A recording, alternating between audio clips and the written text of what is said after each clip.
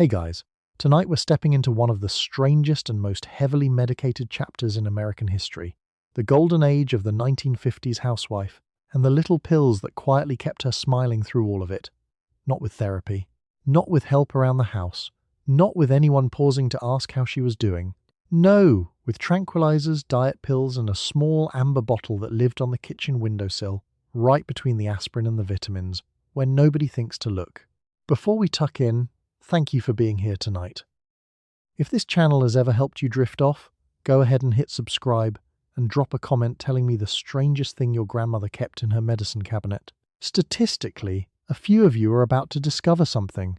Now get comfortable. Lights low, fan humming, the blanket tugged right to your ears, and set a glass of water somewhere easy to reach, because unlike our housewife tonight, you are allowed to simply relax without a doctor signing off on it first. Ever wondered how one tiny pill became a full third of every prescription written in an entire country?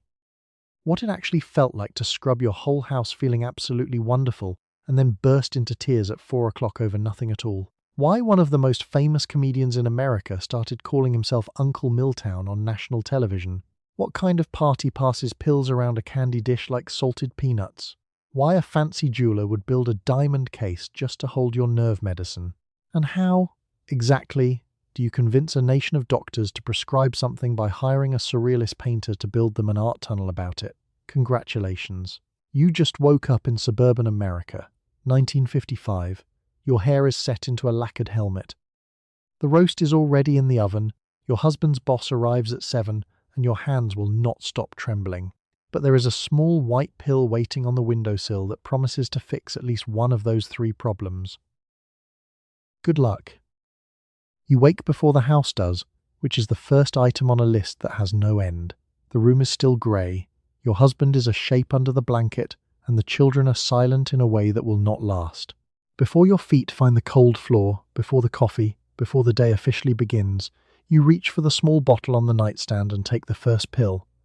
You do this the way other people say a prayer, quietly, automatically, and with a certain amount of hope. The bottle is small and businesslike and does not rattle if you hold it correctly, which you have learned to do, because a rattle at this hour is a question you would rather not answer. You tip one capsule into your palm. It is white, faintly chalky, roughly the size of a decision you keep putting off, and it goes down with a mouthful of water from the glass that stood on the nightstand all night, growing flat and warm. There. Done. The day has been granted permission to begin. Your husband, Walt, sleeps through the entire performance the way he sleeps through everything, flat on his back with the untroubled confidence of a man who has never once wondered where the clean shirts come from. He does not know about the vial, or he knows and has quietly decided not to know, which in a marriage is very often the same arrangement wearing a different hat.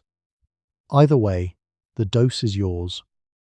A small private appointment you keep with yourself in the dark, before the household wakes and begins issuing its demands, and the household will issue demands. In 40 minutes the alarm will detonate and the day will arrive all at once, like weather. There are lunches to pack, a husband to feed, and children to be pried, protesting, out of warm beds, and every last one of them expects to find you already assembled at the stove, already cheerful, as though you had quietly reassembled yourself overnight, like an appliance that also loves them. Nobody is meant to see the seams. The pill is how you hide the seams. Let's talk about what the little white pill actually promises, because it is a modest and specific little offer. It does not promise happiness. It does not promise the roast will behave or that your mother will not telephone at the worst possible moment.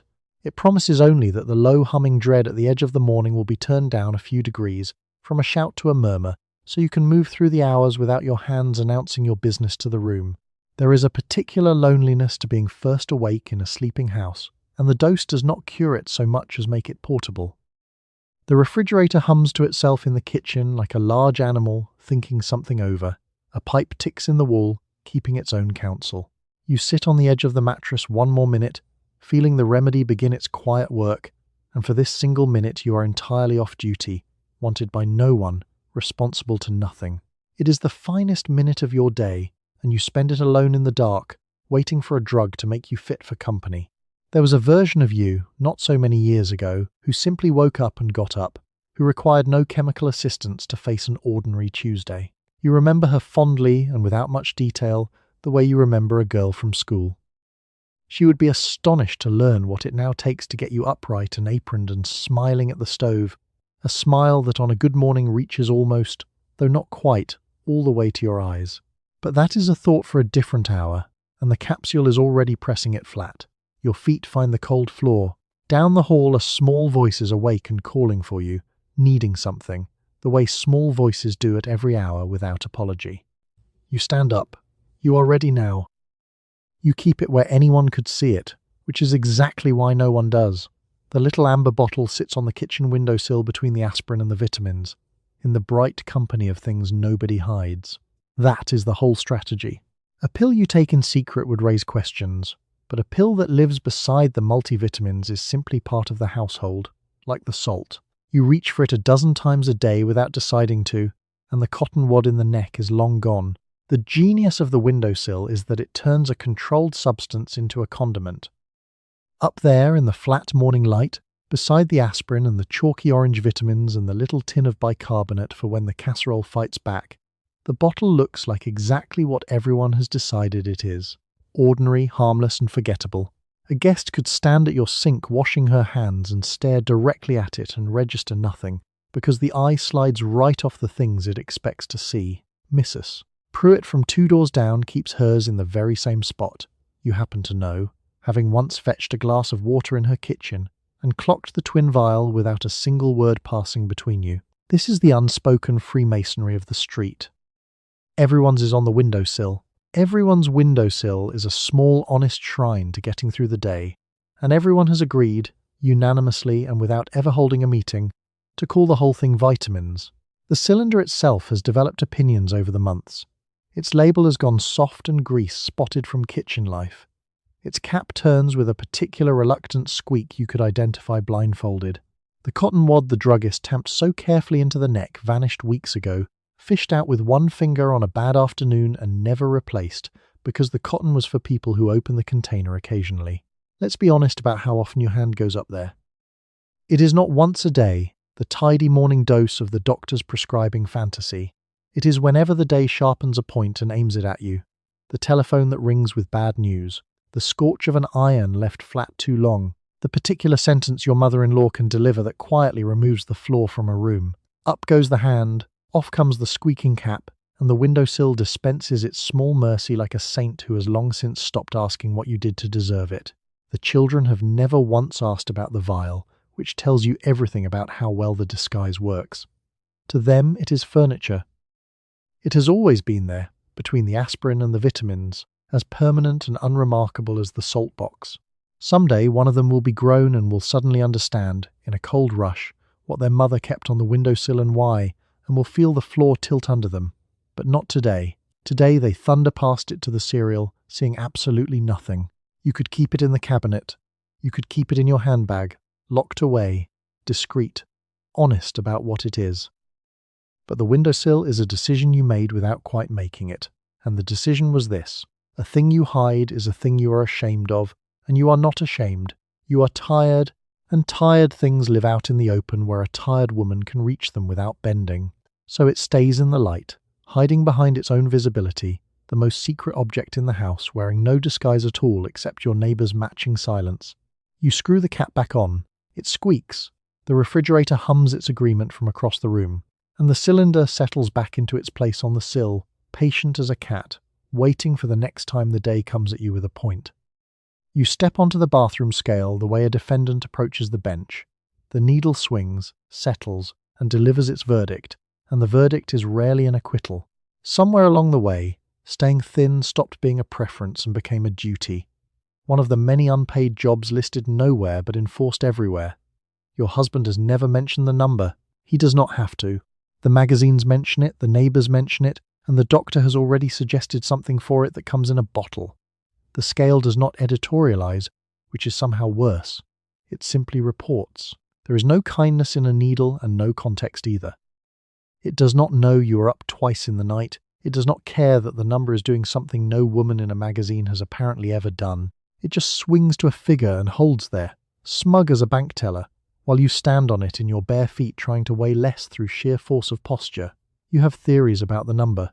You have a whole private science of it.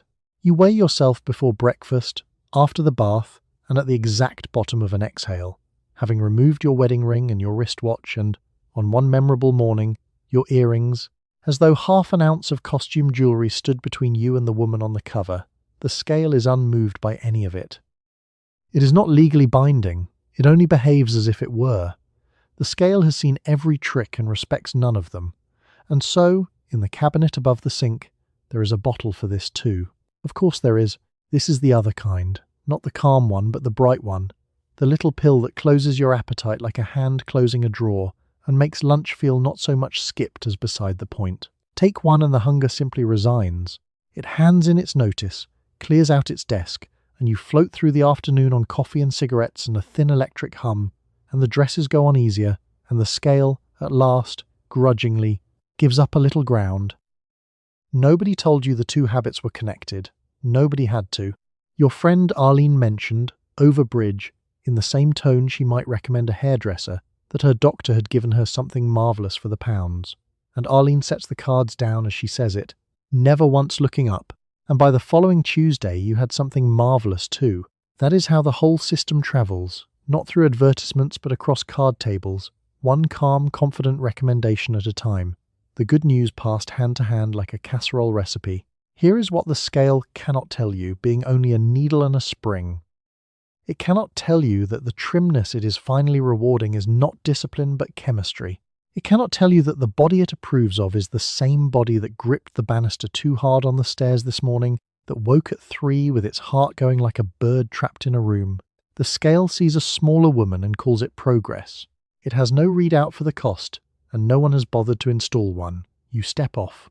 The needle swings back to 0, relieved of you, and forgets you entirely, which is more than you can manage with the number, which will ride around in your head all day like a hymn you cannot stop humming. You will think of it at the grocery, at the stove, at dinner, while you push food around a plate and announce brightly that you ate earlier. The scale had its say in 9 seconds. You will do the rest of the talking, to yourself, for the next 16 hours. But the dress fits. You tell yourself this in the mirror, buttoning it slowly. The dress fits, and that is the assignment, and the little bright capsule is what turned it in on time. You sit on the paper-covered table and try to describe something you do not have the words for. It is not pain, exactly. It is not a sadness you could point to. It is a quiet, constant and formless hum of too much to do and no one to tell, a tiredness that sleep does not touch. The doctor listens a moment. Doctor. Ferris nods before you have finished, and reaches for his pad. Whatever you were trying to say, he has already translated it into a word he can treat, and a prescription he can write. Doctor. Ferris has a warm office and a cold efficiency, and the two do not cancel out so much as take turns. He asks how you have been sleeping, and you begin to tell him, and somewhere in the second sentence you watch his hand drift toward the pad, and you understand that the appointment has already reached its conclusion and is now simply walking you there. He is not cruel. He is fast. He has a waiting room full of women describing the same unnamed weather and one reliable umbrella, and he hands it out. The trouble is that you came in with a life and he is treating a symptom, and those are different sizes of thing. The life is enormous. It is the isolation of the long afternoons, the sense of running a small demanding company single-handed with no salary and no reviews and no possibility of promotion, the specific ache of being needed constantly and seen almost never. None of that fits on a prescription pad. What fits on a prescription pad is nerves, and so nerves is the word he reaches for, and nerves is what you leave with, your whole life translated down into something a pill can address. You do not correct him. This is the part you will think about later. He says the word tension, and you nod, because the alternative is to sit in a paper gown and explain to a busy man that your life is exactly the size and shape you were promised and is somehow still not enough, and there is no billing code for that, and you can feel him needing the room. So you accept the smaller diagnosis the way you accept the smaller story about everything. It is easier. It is faster. It arrives with a solution already attached. Let's talk about that solution, because it is genuinely elegant from where he sits. A pill asks nothing further of him. It does not require him to think about your marriage, your street, or the sealed loneliness of the modern kitchen. It does not require a second appointment or an uncomfortable conversation or the admission that medicine has no real answer for a healthy woman quietly coming apart at the seams. It requires only his signature, and his signature is the easiest thing he owns. He produces it dozens of times a day, a quick, confident scrawl, the medical equivalent of a shrug that happens to be legally binding. He tears the sheet off and hands it across the desk, and for one moment his eyes actually meet yours, and there is something in them that is almost kindness, or almost apology, the look of a man who suspects he is solving the wrong problem and has 14 more of you before lunch. Then the moment closes. He stands. The appointment becomes a coat he is helping you into and toward the door. You take the slip. It is such a small piece of paper for how much it will decide, a little paper boat you are about to sail the next several years on. In your purse it weighs nothing, and on the walk to the drugstore it quietly reclassifies you, without your ever agreeing to it, from a woman having a hard time into a patient with a condition, and a standing arrangement with the pharmacist. Doctor. Ferris will not remember this visit by dinner. You will carry it, in one form or another, for years. Behind you the nurse is already calling the next name. The umbrella is already going up again. You hand the slip across the counter and the druggist does not even read it, because he already knows. He has filled this one before, for you and for half the street. Behind him, the shelves are stocked deep with the same 2 brands, and taped to the window is a cheerful little sign announcing that yes, today, they have it in. You wait while he counts the pills into the bottle, tamps the cotton into the neck, and slides it toward you across the glass with practiced, unbothered ease. Mr. Kellerman has run this drugstore since before the war, and he has watched the whole street change its mind about what it needs. There was a time the busy end of his shop was the soda fountain, the liniment, and the tonic for a cough. Now it is the little brown bottles, rank on rank behind him, and he fills them the way a bartender pulls a familiar draft. No menu required, already reaching for your brand before you have finished saying good morning. The sign in the window is his own touch, and he is quietly proud of it. Yes, we have it in. He letters a fresh one whenever a shipment lands, propping it against the glass among the trusses and the hot water bottles, because a shortage means a dozen anxious women at the counter by noon, and a cheerful sign heads off the panic before it starts. He is not a cynical man. He genuinely likes to have it in stock. It is simply that he has stopped thinking of it as strange that half a suburb depends, daily, on the same 2 capsules, the way a man stops hearing a clock he has lived beside for years. The counter itself is a small theatre of composure. You are calm here, and the woman behind you is calm. And Mr. Kellerman is the calmest of all, and nobody would ever guess from the quiet, orderly, and patient line that anything more urgent than toothpaste was changing hands. A stranger would think it the calmest shop in America, a little chapel of composure with a cash register at the altar. He would not know that the Serenity is, in a real sense, the product on the shelf sold by the bottle, and that the line is calm partly because so many people standing in it have already taken today's dose. He counts the doses onto a little tray, and Mr. Kellerman scrapes them flat with a spatula, quick and clean, the number landing without his seeming to count at all, 30 little white pills clicking into the amber vial like beads onto a string. He taps the cotton in. He types the label on the machine that goes chunk, chunk, chunk, rolls it out, and smooths it onto the glass with his thumb, and the whole ceremony takes 90 seconds and asks nothing of you but your name and your patience. Let's talk about what he does not do, because it is a longer list than what he does. He does not ask how long you have been taking it. He does not ask whether it is still helping, whether you have tried a week without it, whether the woman collecting 30 more every 3 weeks might, across a year, be tracing a shape that ought to worry somebody. That is not his job, and he would be genuinely startled to be told it was. He is a merchant of small mercies. He sells you the cylinder, wishes you a good morning, and his conscience, like his window, stays sunny. You take the paper bag. It crackles. On the walk home it swings against your leg with a faint, dry rattle, 30 little white pills keeping their own counsel, and you already feel steadier from the weight of it in your hand, which is its own kind of trouble, cured by the mere fact of resupply before you have swallowed a thing. Behind you the bell over the door jingles. The next woman is already at the counter, and Mr. Kellerman is already reaching, before she speaks, for the brand he knows is hers. You are never quite sure how you run out so quickly, but you always do. The bottle that was full at the start of the month is light in your hand by the middle of it, and refilling it requires almost nothing. No conversation, no questions, no second appointment. A telephone call to the pharmacy, or a word to the doctor who signs whatever you ask, and the supply renews itself like milk on the porch. Nobody counts the pills but you, and you have stopped counting because the number was starting to alarm you. The arithmetic never quite works, and you have stopped trying to make it. 30 capsules, 1 a day, 30 days. That is the doctor's tidy fiction. The arithmetic of a man who does not live inside your afternoons. The real arithmetic includes the bad Tuesday, the mother-in-law visit, the night the baby would not go down, and the morning the letter came. And each of those is a dose the calendar never budgeted for, and so the bottle empties on a schedule of its own, always running a little ahead of the month. Getting more could not be simpler, which is precisely the danger of it.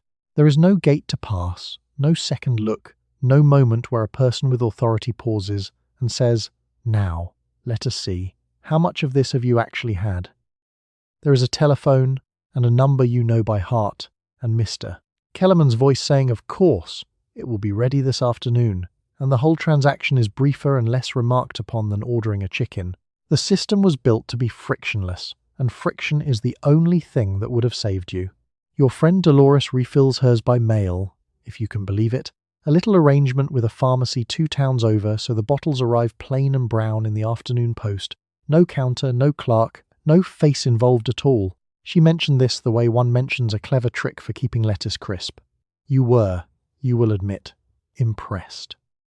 You were also, somewhere underneath the impression, frightened, though you did not have a word ready for why a woman routing her tranquilizers neatly around the human race should frighten you. Here is the thing about a supply that never says no. It removes the last small speed bump between wanting and having, and that speed bump, it turns out, was doing quiet work. When getting more required effort, you occasionally chose not to bother. Now that it requires nothing, you never choose at all. The choice has been sanded flat, and a habit with no friction is simply a fact, humming along beneath the day like the refrigerator, requiring no decision to continue.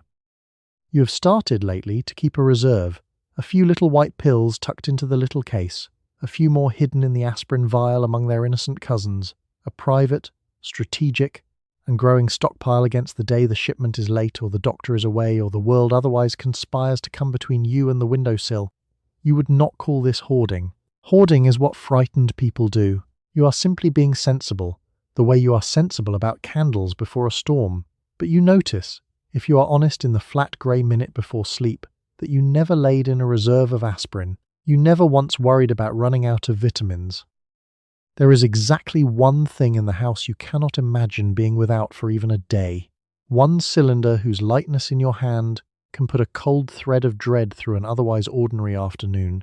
And it is not the one anybody ever warned you about, because nobody warned you about any of it. They told you it was safe, the container goes back on the sill, you have plenty, for now. You check anyway, tilting it to hear the reassuring shift of capsules inside, the small dry sound of enough. You feel it arrive around 1 o'clock, when the lunch dishes are done and the children are at school and the house goes very quiet. The morning had tasks in it at least. The afternoon has only hours. You stand in the kitchen with a dish towel in your hands and nowhere in particular to be for a very long stretch, and the silence begins to press on you in a way you would find hard to explain to anyone. So you do the thing that makes the silence softer. You take one, and you wait for it to work. It is a strange kind of quiet, the 1 o'clock quiet, because it is not restful. A restful quiet you could sink into. This one has an edge, a held breath, the specific silence of a house that has been cleaned and fed and set in order and now has nothing to do but wait for its people to come back and disorder it again. You are alone in it, and being alone with nothing to do is a luxury you were promised and cannot, it turns out, actually spend. The magazines are very clear that this is the good part, this is the reward.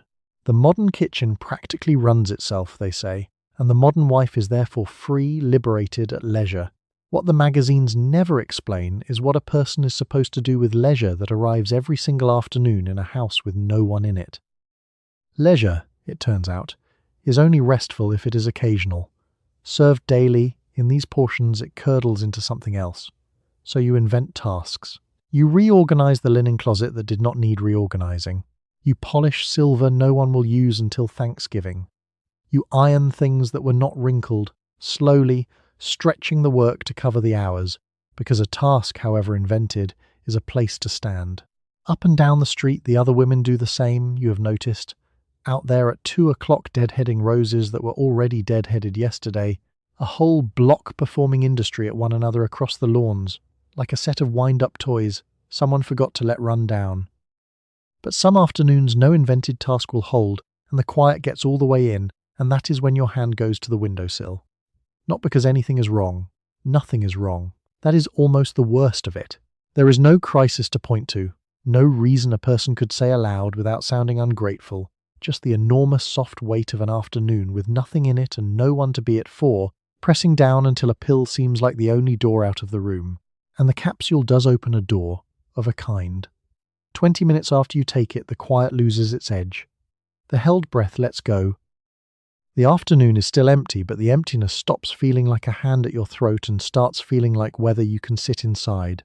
Mild, grey, and survivable. You put on the radio.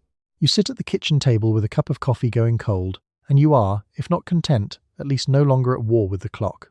This is what the pill was actually built for, whatever the label says about tension and nerves. It was built for the 1 o'clock quiet in 10,000 houses exactly like yours, the ailment of the isolated afternoon. One medicine could only name sideways. The house that runs itself has left you with nothing to run. So you run yourself, gently, on a pill, until the children come home. They will, soon. The clock says so. And when they do, the quiet will shatter beautifully and you will be needed again. Loudly, immediately, in every room at once. And you will be almost grateful for it. Until then, the afternoon passes over you like a slow cloud. And you let it, because you have learned that the only way through the empty hours is to be, for a little while, a little bit absent from them yourself. You take the other kind in the morning, the one that does the opposite, and within the hour the house does not stand a chance. The beds are made, the floors are done, the windows gleam, and you feel, for a little while, genuinely marvellous. There is a brightness to it, a sense that every task is not only manageable but pleasant, that you could do this all day and possibly forever. You move through the rooms like a woman with somewhere to be. You have not eaten, and it has not occurred to you to. There is a specific joy to the first hour, and you would defend it in court. The dread that usually sits on your chest at breakfast has been lifted off clean, like a lid, and underneath it turns out there was energy the whole time, banked and waiting. You attack the kitchen. The linoleum gets scrubbed on your knees until it squeaks. The chrome on the toaster comes up so bright you can see your own determined face in it, warped and cheerful. You are humming. You are, for the first time in a week, genuinely enjoying yourself. And the thing you are enjoying is housework, which should tell you something but does not. Not yet. By 9 you have done the beds and the bathroom. By 10 you have moved on to jobs no one asked for. The tops of the door frames, the coils behind the icebox, and the inside of the oven. Your mind is bright and fast and slightly ahead of your hands. You are planning next week while scrubbing this morning, composing the grocery list and rehearsing a conversation with your sister, and noticing, with great clarity, exactly how the living room furniture ought to be rearranged, all at once, in a pleasant electric rush. Your neighbour Ginny telephones to chat and you talk a little too fast, the words coming quicker than the thoughts behind them, and Ginny laughs and says, "My goodness, you are full of beans this morning," and you laugh too, and you do not tell her about the little pill, because the little capsule is not a thing you discuss. It is simply why you are, as she says, full of beans. Everybody is full of beans some mornings. Not everybody's beans come in a capsule from a clinic 2 towns over. Here is what the bright hour does not advertise.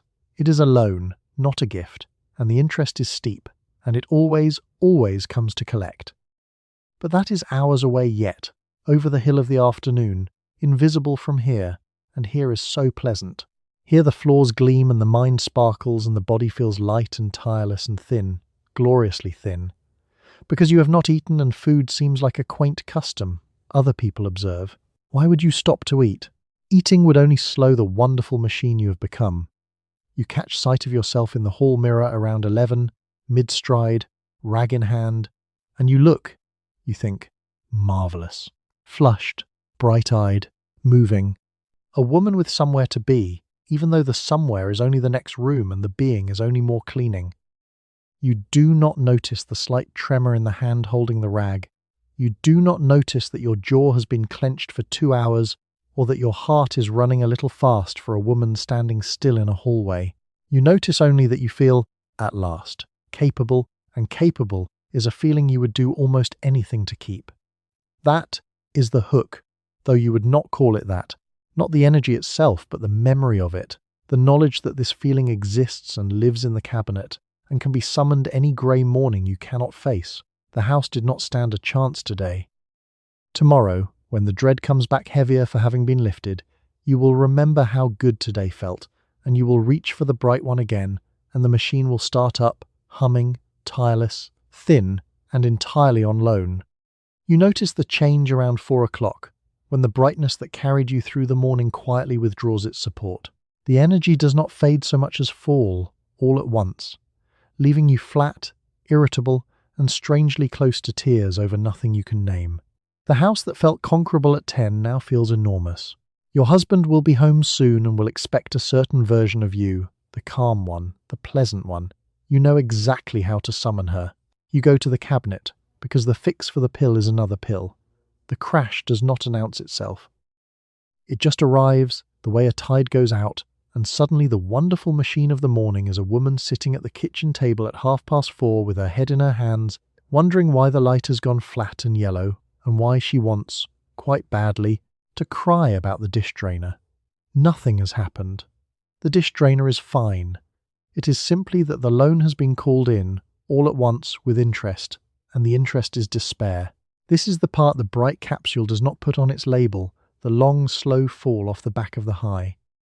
The energy that felt like your own was rented, and now the owner wants it back, and takes it, and leaves you flatter than you started, scraped out, raw at the edges, close to tears over a dish drainer or a burnt corner of toast or the simple unbearable fact that it is barely past 4 and the day is not remotely over. Your husband will be home in 90 minutes. The children will need feeding, and you have nothing left, less than nothing, a deficit where the afternoon should be. You know what fixes it. Everybody who takes the bright one learns, sooner or later, what fixes the crash, and what fixes the crash is more of the bright one. Or failing that, the serene one to take the sharp edges off the emptiness. So you go to the cabinet. You are not proud of this. There is a small, clear voice, far back, noting that you are now taking a pill to manage the effects of a pill, but the voice is small and the crash is enormous, and needs must. You could, in theory, do the sensible thing the magazines would recommend, lie down for 20 minutes with a cold cloth over your eyes, and let the crash pass on its own. But you have a roast to start and a table to set, and there are not 20 spare minutes anywhere in the afternoon for lying down with a cloth, so you do the practical thing instead. The cold cloth is a luxury for women with time, and time is the one thing the schedule never budgets. The truly diabolical part is how sensible each pill feels in the moment. The morning one fixed the dread of getting up. The bright one fixed the sludge of the housework. This one fixes the crash the bright one left behind. Every dose is a reasonable answer to a real problem, and only when you stand back, which you try not to do you see the seesaw, up and down, a whole day run on corrections. 20 minutes later the floor comes back under you. The despair recedes to a manageable murmur. You stand up from the table, tie the apron, and start the roast, and by the time Walt's key is in the door, you are upright, functional, almost pleasant. A woman who had a perfectly ordinary day. He kisses your cheek and asks what smells so good. You tell him. You do not tell him that the serene woman handing him his plate was assembled at 20 to 5 at the sink with a glass of tap water. As far as Walt knows, he married a naturally calm woman who happens to run a very tight kitchen. The cabinet above the sink keeps the rest of the story. The cabinet, to its credit, has never once told him a thing. You have known since Monday that his boss is coming, and you have been rehearsing calm ever since.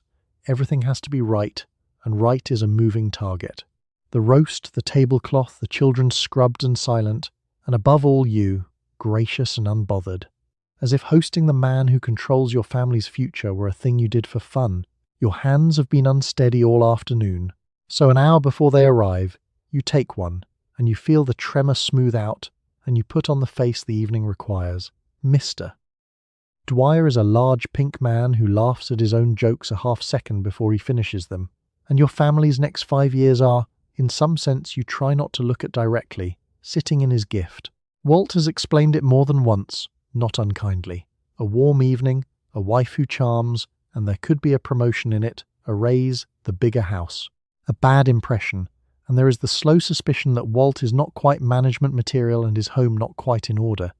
So the roast must be perfect, and so, an hour ago, must you. The pill has done its work and your hands are steady now, blessedly steady, steady enough to carry the good gravy boat across the room without the small betraying tremor that has ridden with you since noon. This is the assignment it is genuinely good at. It does not make you happy or interesting. It simply removes the shake, lowers the roar, and lets you stand in your own living room hosting the man who owns your future without visibly coming apart. And tonight that is worth more than happiness. Tonight that is the entire job. You laugh at Mr. Dwyer's jokes at precisely the right moment. You ask his wife Enid about her bridge club with an interest so convincing it convinces even you. You refill glasses before they are empty and steer the conversation gently off the reef whenever Walt gets too eager. And over coffee, Enid opens her handbag, and there is the little case, twin to your own, and she catches you seeing it, and something passes between you that is not quite a smile. Her husband owns your future, and she is dosed to the gills getting through dinner with you exactly as you are dosed to the gills getting through it with her. Neither of you will ever mention it. You will simply nod at each other across the years, two women who found the same small door out of the same large room. The whole table, it occurs to you somewhere over the pie, may be chemically held together, four polished, pleasant, and careful adults on a foundation of capsules, and only the roast is entirely honest. You are not being a hostess so much as giving a very good impression of one, and the pill is what keeps the impression seamless, the seam between how you feel and how you appear sanded down to nothing. It is working. That is the thing to hold on to. Whatever it costs, tonight it is working. By the time they leave, at 10:15, with much handshaking and warmth on the doorstep, you are hollowed out completely. Walt is elated, a little drunk, sure the evening went splendidly, sweeping through the wreckage of the dining room, saying, "You were wonderful, honey, just wonderful." And you were. That is precisely the trouble. You were wonderful on a pill and could not have managed it without one. You stand at the sink with the water running hot over your hands, feeling the calm begin to thin, and you think that you just spent a whole evening being someone the capsule invented, and that the promotion, if it comes, will in some quiet way be hers. You reach for the little dish on the side table and it is not mince. Somewhere between the second drink and the third, the pills have started making the rounds, offered as casually as cigarettes, dropped into open palms with a laugh and a lowered voice. Nobody calls it anything. It is simply what people do now, in living rooms like this one, among people who would be horrified to think of themselves as anything other than respectable. You take one because it is offered, and because everyone else is, and because the party is long. The party is one of those Saturday evenings the whole street throws in rotation, the Hendersons this month, drinks at 7, everyone in their good clothes. The men cluster around the bar cart talking about the Dodgers and the office. The women are arranged on the sofas being charming. It is exactly like every other such evening, which is the entire point, a familiar ritual with familiar rules. And one of the newer rules, unwritten but universally understood, is that the little dish makes the rounds along with the cigarettes. Nobody would ever call it what it is. That would break the spell. It is offered with a raised eyebrow and a murmured word. One of these, for your nerves, received with a grateful nod, and swallowed with a sip of the highball already in your hand. And the whole exchange is so smooth and social that a Martian at the party would assume it a canapé. You take one from Betty Henderson's outstretched palm the way you would take an olive. To refuse would be almost rude, a small chilly note of judgment in a warm room, and you are not here to judge. You are here to be pleasant, and pleasant, tonight, comes in capsule form. There is something genuinely strange, if you let yourself look at it, about a living room full of respectable married people quietly dosing themselves between drinks. These are the pillars of the community, the church committee and the school board and the men who run the bank, and here they all are, washing tranquilizers down with gin like a church social that wandered off the map, cheerfully, in public, because it has been decided somewhere above all their heads that this is fine, this is modern, this is simply what sophisticated adults do to take the edge off a Saturday. The edge apparently is everywhere, and everyone has agreed to sand it down together. Your host, Betty, is a marvel of the form. She moves through her own party, topping up glasses and passing the little dish and laughing her big warm laugh, so smooth and gracious and tirelessly delightful that you understand, watching her, that she is running on a great deal more than club soda. Nobody is that unruffled hosting 20 people without help. The perfect hostess, in this year, on this street, is a chemical achievement, a woman holding a whole evening aloft on a foundation she could rattle in her palm. The men, you notice, do not take from the dish. They have the gin, which is manlier, and whatever their own doctors give them, under a different and more dignified name. The dish is for the wives. It makes its slow rounds of the sofas, palm to palm, while the men talk baseball 6 feet away, oblivious, and this too has been decided above everyone's head, that the softening of the women is a social nicety and the softening of the men is a private prescription, and never the two dishes shall meet. Around midnight you find your coat. Walt drives home talking happily about something someone said, and you watch the dark houses slide past, each one holding its own sleeping family and its own windowsill bottle, and you feel the party still swaying gently behind your eyes. You could not, if pressed, name a single real thing anyone said all night, including you. It was a lovely party, everyone agrees. You will all do it again next month at the Caldwells, and pass the dish, and remember none of it, and call that a social life. You keep yours in something beautiful, which is the fashion now. Not a rattling drugstore bottle, but a small enamelled case, the kind a jeweller sells, that clicks shut like a compact and lives in your handbag beside the lipstick. The whole point is that taking one in public looks like touching up your face. A snap, a glance in the little mirror, a moment to yourself, and it is done, and the woman across the table assumes you are simply fixing your powder. You have become very good at this particular sleight of hand. The case was a gift from Walt 2 Christmases ago, and he has no idea what it really holds, which gives the whole object a private double life you find grimly funny on your better days.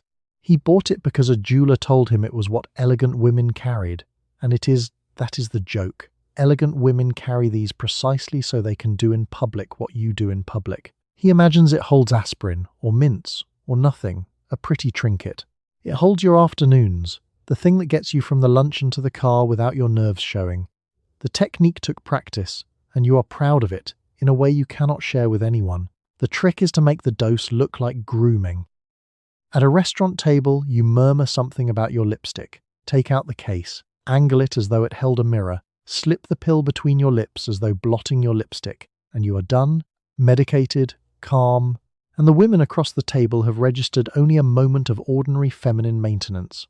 It is a magic trick whose whole art is that no one applauds, because no one is meant to have seen a trick. Ladies' luncheons are the real test. 12 women at a long table, 3 hours of chicken salad and conversation, and somewhere in the second hour the nerves start to fray and the case comes out. You have learned to read the room, to time it for a lull, to cover it with a reach for your handbag or a turn toward the window. And you have learned, more unsettlingly, to spot the others doing exactly the same thing. The small, practiced gestures, a dozen women, all touching up a lipstick that did not need it, all performing the same discreet sacrament between the salad and the dessert.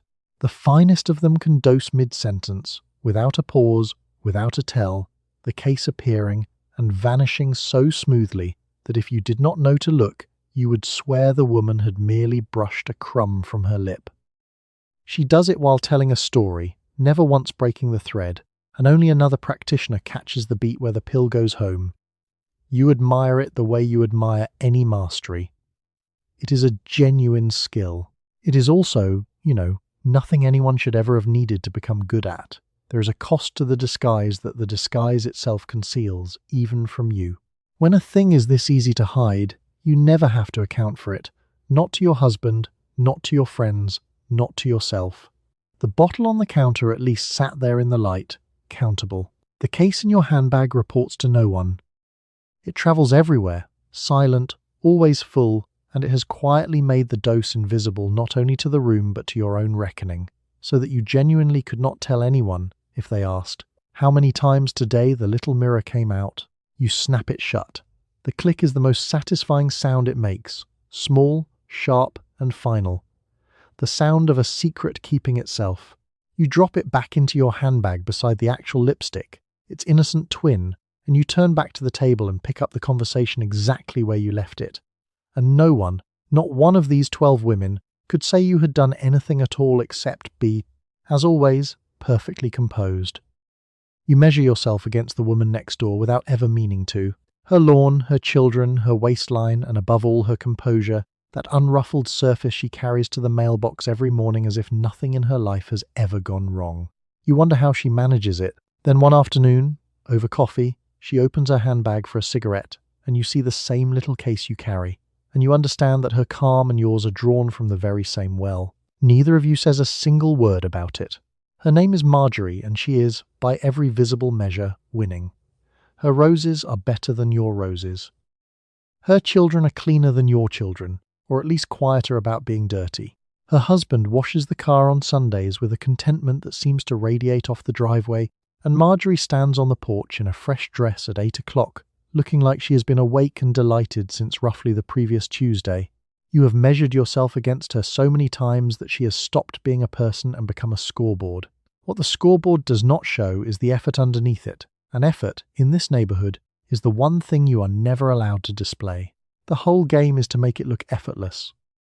A woman who is visibly struggling has lost, no matter how clean her house is, because the struggle itself is the failure. So everyone hides the struggle, and the hiding is total, and the result is a street full of women each privately convinced she is the only one barely holding on while everyone else sails. The pill is central to this, though no one would ever say so. It is, among its other functions, a tool for looking effortless. It smooths the strain off your face, steadies the hands, keeps the voice light, so that the enormous daily labour of the performance does not show up in the performance. Marjorie looks effortless because she is not, in the chemical sense, entirely present for her own effort. Neither are you, neither is anyone. The whole street is coasting on the same quiet fuel, and calling the coast natural grace. You learned about her by accident, the way you learn everything true about your neighbours, sideways and unintended. Coffee at her kitchen table, a spilled sugar bowl, a reach into her handbag for a napkin, and there it was, the twin of your own jewelled case, sitting among her lipsticks like a small confession. She saw you see it. You saw her see you see it. And then you both looked away and talked about her roses, because the one rule stronger than keep up is do not name the thing that lets you. There is a loneliness inside the competition that the competition itself creates. If you could say to Marjorie, some morning over the fence, I am barely managing and I take a pill to hide it. Are you? She might say yes.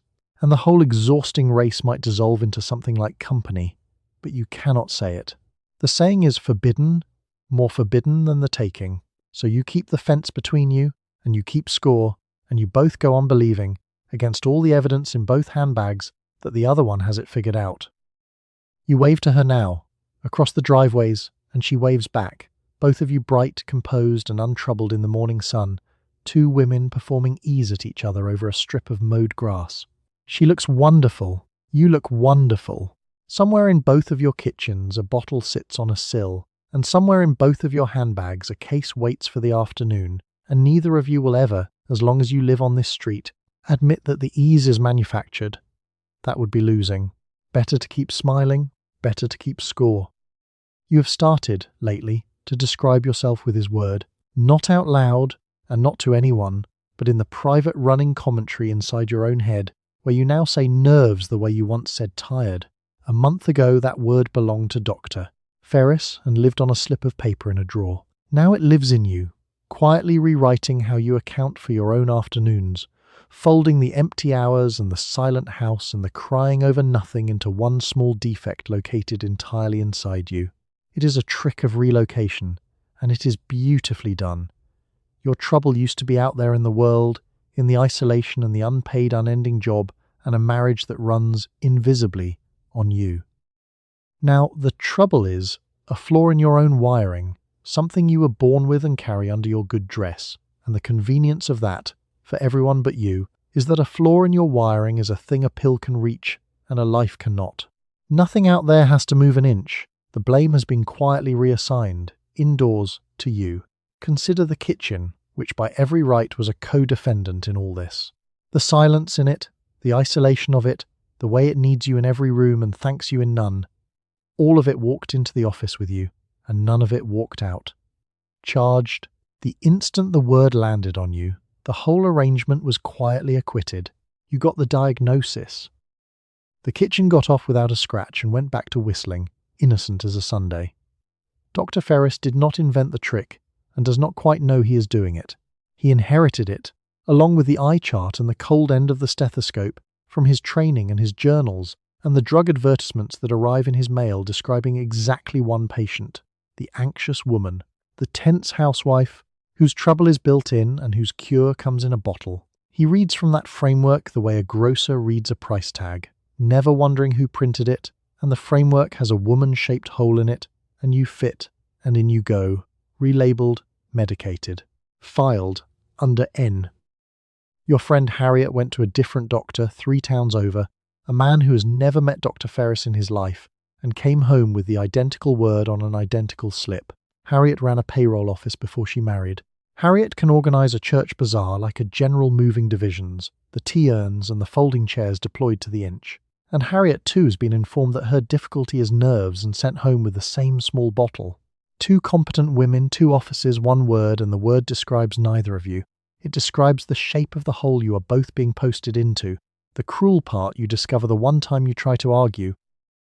You open your mouth to say the life is the problem, not you, and what comes out, even to your own ears, is a comfortable woman complaining about a comfortable life, which is the very thing already written on the chart. The complaint does not overturn the diagnosis.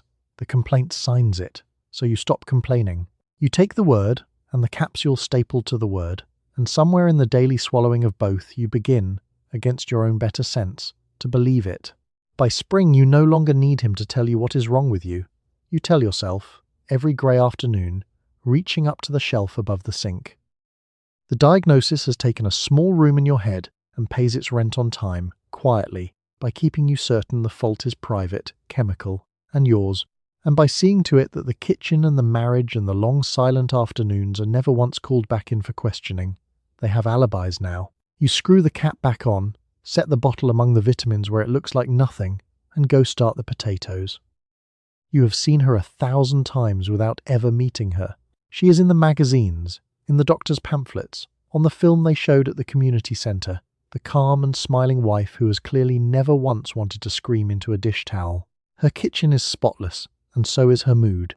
She is what you are measured against, quietly and constantly, and she has an advantage over you that you are only beginning to understand. She is a drawing. And even the calm she is selling is the same calm you already swallow every morning. She has a name in the advertisements, sometimes, though it changes. This month she is Joan, radiant in a spotless kitchen, gazing at a casserole with an expression of such deep fulfillment that you have to wonder what is actually in the casserole. Last month she was Carol, greeting her husband at the door with a fresh face and a fresher martini. She is always the same woman really, the pill made flesh, or made ink, the woman the drug promises to turn you into if you will only keep taking it. The genius of her is that she is unbeatable, because she is not real. You cannot match her because there is nothing to match. No woman behind the drawing, no actual person who feels that specific illustrated serenity while looking at a casserole. She was invented by men in an office to sell you something, and she was invented flawless on purpose, because a flawless woman is a permanent customer. As long as you fall short of her, and you will always fall short of her, you will keep reaching for the thing that promises to close the gap. You measure yourself against her constantly and without permission. When your kitchen is a disaster and the children are screaming and you catch a glimpse of her serene inked face on the back of a magazine, the comparison lands like a small slap. She would not be flustered by this. She would handle it beautifully. You are failing at something she makes look effortless, and the fact that she is a cartoon does not blunt the comparison at all, because you have long since stopped comparing yourself to real women and started competing with an advertisement.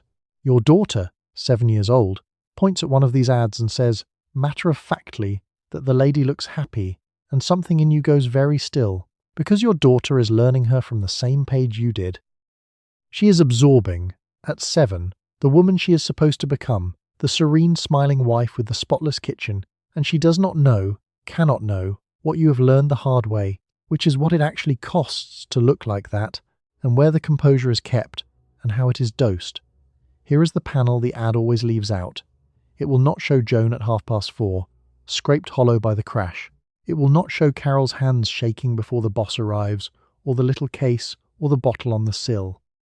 It shows only the after, the serene, settled, and effortless result, floating free of any cause, as though serenity were simply Joan's natural climate rather than a substance she takes with a glass of water.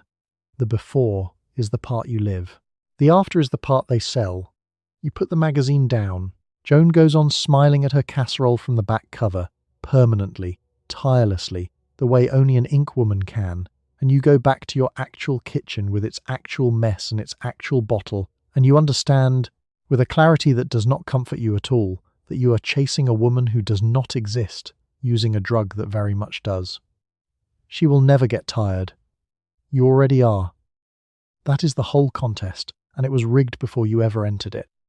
You are folding laundry in front of the television when the comedian says the name of your pill out loud. He says it for a laugh, and the studio audience gives him one, because by now everyone knows the joke, and the joke is the little pill in your kitchen. He calls himself after it. He recommends it to his guests. The whole country is chuckling along at the thing that gets you through the afternoon, and you laugh too, a little, standing there with a warm folded sheet in your hands.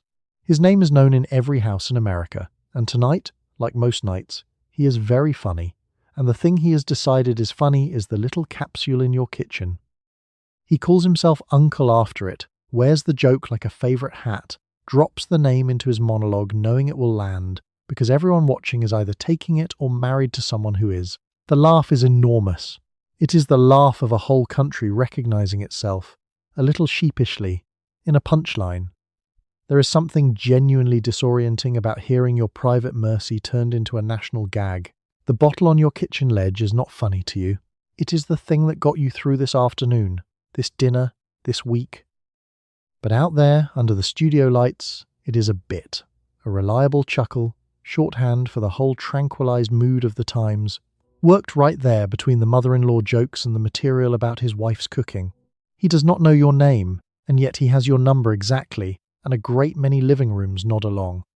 You laugh too, though. That is the strange part, the part you notice with the sheet still warm in your hands.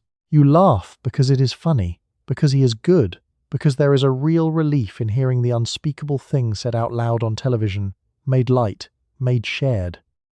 For one moment, the secret each woman keeps alone becomes a joke everyone is in on together, and there is a kind of comfort in that, even if the comfort curdles a little the second the laugh dies down, because the joke does something quieter underneath the laugh.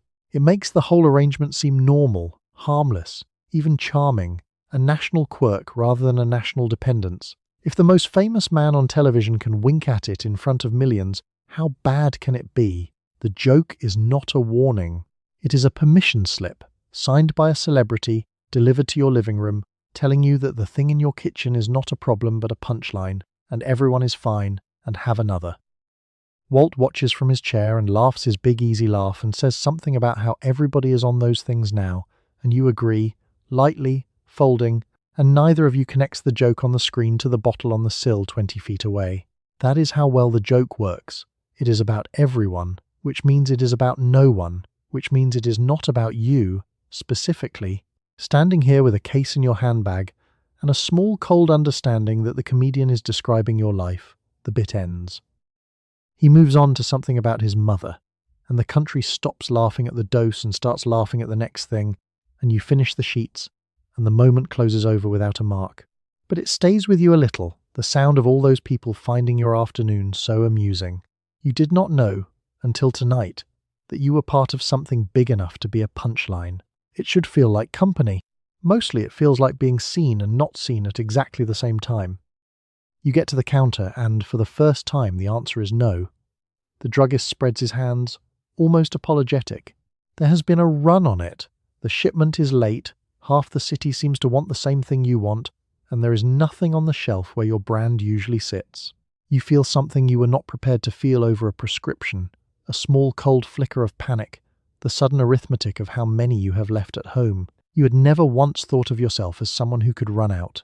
The panic is out of all proportion to the news, and you know it even as it grips you, which does not loosen the grip at all. It is a late shipment. That is all, mister. Kellerman is telling you. Mr. Kellerman lifts his empty hands. A truck held up somewhere. Back in a few days, nothing to worry about. But the cold flicker has already gone through you. The sudden, vivid arithmetic. 4 left at home, maybe 5, and 4 or 5 is not enough. 4 or 5 is a cliff you can see the edge of from here. You keep your face pleasant. This is important. Whatever is happening under your ribs, the face stays calm, composed, and pleasant, because a woman visibly frightened about a tranquilizer shortage has told the whole store something she can never take back. So you say, lightly, "Oh, that is a nuisance," and you ask when he expects it, and you do not let your voice do the thing it wants to do. You have gotten very good at keeping the outside calm while the inside does something else entirely. It is, after all, exactly what the pill was for. On the walk home, your mind is already working the problem, and the speed of it frightens you more than the shortage does. You are thinking about Dolores and her mail-order pharmacy 2 towns over. You are thinking about the reserve in the aspirin bottle, counting it, rationing it in your head, 1 a day. No, half a day. Stretching the supply across the gap like a woman rationing water in a lifeboat. You are thinking thoughts you never believed you would think about a thing your doctor called safe. Here is the question the shortage has just made impossible to keep avoiding. If the thought of a few days without it can do this, send this cold spike through an ordinary Tuesday, set your mind racing through supply lines and reserves and neighbouring towns, then what exactly is your relationship to this pill? A woman who can take it or leave it does not plan like a quartermaster. A woman who can take it or leave it does not feel the floor drop at the words late shipment. You are not, it is suddenly and horribly clear, a woman who can leave it. You had a whole picture of yourself that did not include this. You were the sensible one, the capable one, the wife who managed. Dependence was something that happened to other people, weak people, people in cautionary films with the shades drawn. It was not something that arrived quietly through a family doctor and a cabinet bottle and lodged so deep that a delayed truck could frighten you. But here you are on the sidewalk, heart going, doing frantic arithmetic about a drug, and the picture of yourself is quietly rearranging to make room for a fact you can no longer keep out. By the time you reach your own door, you have a plan. Ration the reserve, telephone Dolores, call doctor. Ferris for an early refill and blame a spilled vial. You will be fine. The gap will close. But something has shown itself in the last 10 minutes that will not go back into hiding, and you carry it inside with the empty paper bag, the knowledge that you were more afraid of running out than of almost anything in years, and that the fear had nothing to do with your nerves and everything to do with the thing that was supposed to fix them. You notice, eventually, that there are 2 of them. The doctor writes one name, the pharmacy sometimes hands you the other, and they are, as far as your body can tell, exactly the same thing. 2 companies, 2 labels, 2 separate sets of advertisements, 1 identical pill inside. It does not matter in the slightest which you get, and yet the choice is presented to you as though it were meaningful, as though you were selecting between them rather than being sold the same molecule twice over. You take whichever is on the shelf and feel no difference at all. It took you longer than it should have to notice, because you were not looking. A pill is a pill. You take what the doctor writes and the druggist fills, and you do not, as a rule, study the fine print on a thing that is helping you. But one week, Mr. Kellerman was out of the usual and gave you the other, apologizing. Same medicine, he said, different label, and you took it home, and it did precisely nothing different, and a small door opened in your understanding of the whole arrangement. 2 companies make the identical compound. They give it 2 names, 2 labels, 2 entirely separate advertising campaigns, and they compete, fiercely and expensively, to sell you the same molecule at the same price under a different coat of paint. One name sounds sturdy and scientific. The other sounds gentle and reassuring. Inside the capsule they are twins, indistinguishable to your body, which processes them with the bored efficiency of a bouncer who cannot tell 2 identically dressed men apart, because there is nothing to tell. This should bother you more than it does, and the reason it does not is instructive. You have been trained, by every advertisement you have ever seen, to believe that the name matters, that the brand is the thing, that choosing between 2 labels is a meaningful act of discernment rather than a decision the company's carefully staged for you. You are not choosing between 2 drugs. You are choosing between 2 stories about 1 drug, and the stories were both written by men who wanted your money. And either way, the money is spent and the molecule is the same. Your cousin Ruth swears by one brand and will not touch the other, insists the first agrees with her and the second does not, and describes the difference in real and specific detail, the way the good one settles her and the bad one leaves her jittery. Ruth is not lying. She genuinely feels it. But there is nothing in the capsule to feel, no difference to detect, which means the whole vivid distinction lives entirely in Ruth's expectations, planted there by advertising and watered by belief, a difference so real to her that it overrides the actual sameness of the thing in her hand. That is the part that lingers, walking home with the substitute bottle. If Ruth can feel a difference that does not exist, purely because she was told to, then how much of what any of you feels from these doses is the remedy, and how much is the story about the capsule? The calm you get every morning, is it the chemical or the ritual, the molecule or the belief that you have taken your medicine and may now be well? You do not know. You are not sure you want to know. It is easier to take the capsule and let it work. You set the substitute bottle on the medicine chest next to the aspirin. It looks a little different, a paler, plainer, and quieter label. A different typeface promising the same peace. Tomorrow morning your hand will reach for it exactly as it reached for the other, and it will work exactly as well, and you will feel exactly the same, which is either very reassuring or the most unsettling thing you have realized all week, and you honestly cannot decide which. You realize your husband takes something too, and that it is, underneath the label, the very same drug. But his is described differently. His is the sharp, modern tool of a man under pressure at the office, a sensible edge for a serious professional with real decisions to make. Yours is for your nerves. His makes him capable. Yours makes you manageable. Same molecule, same company, two entirely different stories told about who needs it and why, and you are only now noticing which of you got the smaller story. You found his bottle by accident, in the medicine cabinet behind the shaving things, and you stood holding it a long moment doing the arithmetic. Different name on the label, a brisk, important-sounding name, but you have read enough now to recognize the compound underneath, and the compound underneath is a first cousin of your own, if not the very same molecule wearing a suit. Walt takes his for the pressures of the office. You take yours for your nerves. The pills are practically related. The stories are not related at all. His story is flattering. His pill is the sharp, modern edge of a man with real responsibilities, a serious, capable, and important professional managing stress. And taking it is presented, in the advertisements aimed at him, as a kind of competence, a way of staying at the top of his game. There is nothing shameful in it. A busy executive who takes something to keep his edge is simply being sensible about performance, the way an athlete watches his diet. His medication is a tool, and tools are dignified. Your story is not flattering. Your pill is for your nerves, and nerves, in the vocabulary you have been handed, are a weakness, a fluttering feminine frailty, a constitutional inability to cope with a life that is, you are constantly reminded, objectively easy. His pill makes him more of a man. Your pill makes you less of a problem. Same chemistry, opposite meanings, and the difference lives not in the bottle but in the tremendous machinery of words built up around each one, machinery assembled long before either of you got the prescription.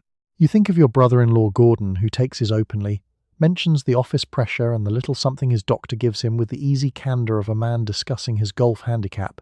Gordon is not ashamed because Gordon has not been given anything to be ashamed of. His use is a war story. Yours is a secret. You both take a pill from the same family for the same basic reason, that the lives you are living are harder than you are allowed to admit, and the only difference is that he is allowed to admit it, and you are not.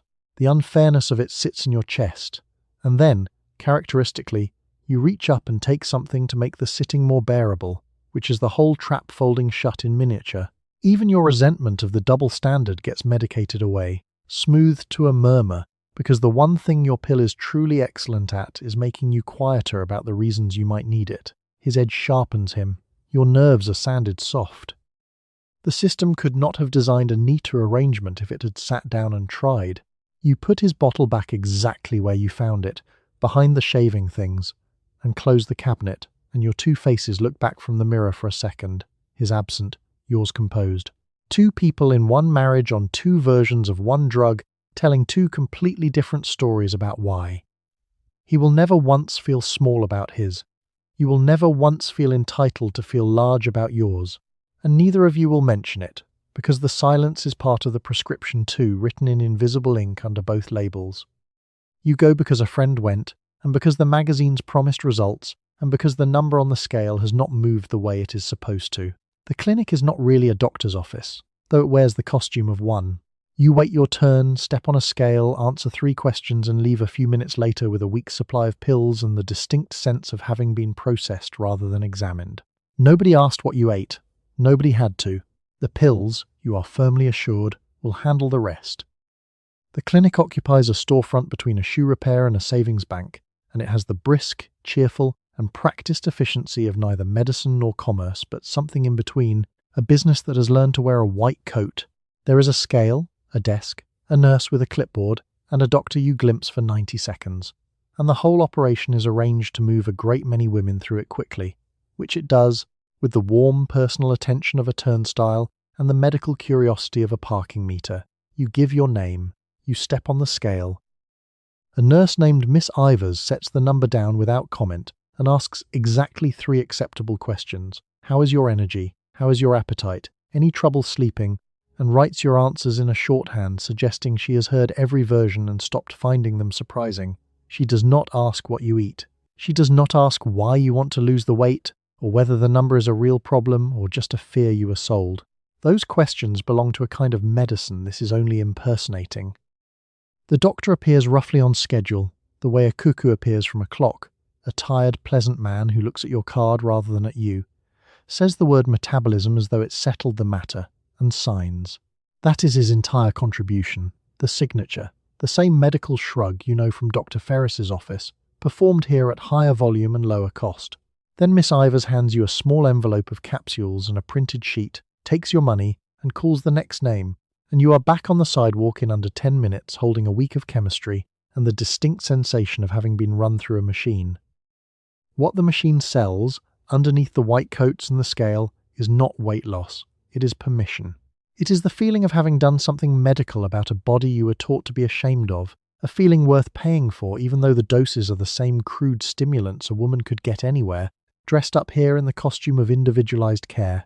You did not come for the chemistry, which is cheap and everywhere. You came for the ritual, the scale, and the clipboard and the signature, the sense that a professional had considered your particular case, which he did not, and could not have picked you out of a lineup of 2.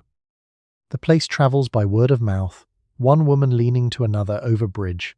To call it marvellous, so quick, so easy, they give you what you need. And they do give you what you need, if what you need is a week of appetite suppression and the soothing theatre of medical attention. What they do not give you is anyone who asks a single real question, anyone who might notice that a woman coming back every week, thinner and more wired each time, is describing a shape that ought to concern a genuine physician if one were anywhere in the building. You tuck the envelope into yours brasside the little case, and the 2 of them nestle there together, the up and the down, the clinic's stimulant and the doctor's calm, your whole chemical week riding between the lipstick and the coin clasp.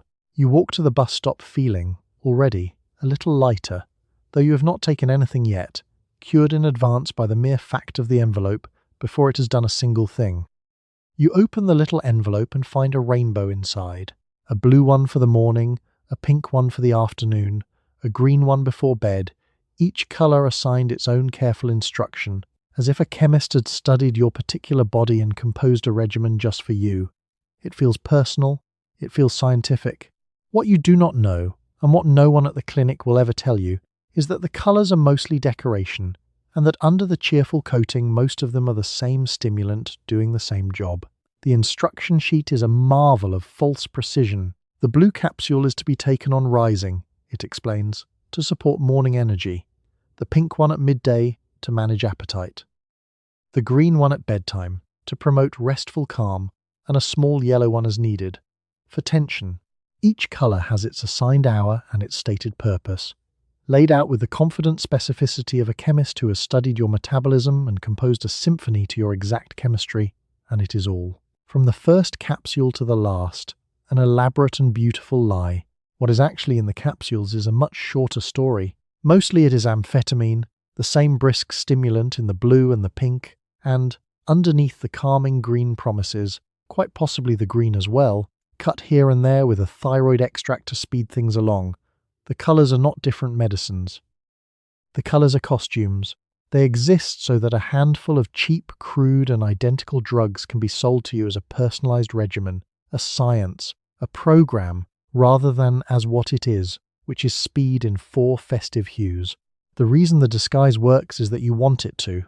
A single white pill that said, "Take these to lose weight," would feel crude, alarming, the sort of thing a woman might think twice about. But a careful colour-coded regimen, blue for morning and green for night, each with its own gentle rationale, feels like medicine, feels considered, feels safe, and safety is what you are buying as much as thinness. The rainbow is not for your body. The rainbow is for your conscience, and it works on your conscience beautifully, one reassuring colour at a time. You lay them out on the kitchen table the first morning, the little coloured heap, and there is something almost festive about it, something that looks less like a drug habit than like a child's candy or a set of paints.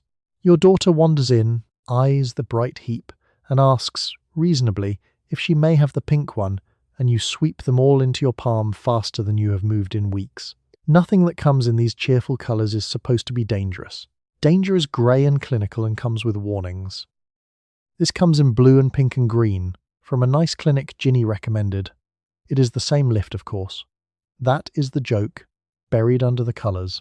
The blue morning energy and the pink appetite management and the green restful calm are, in your bloodstream, very largely the same drug producing the same effect, and your body, which cannot read the instruction sheet, does not experience a symphony at all.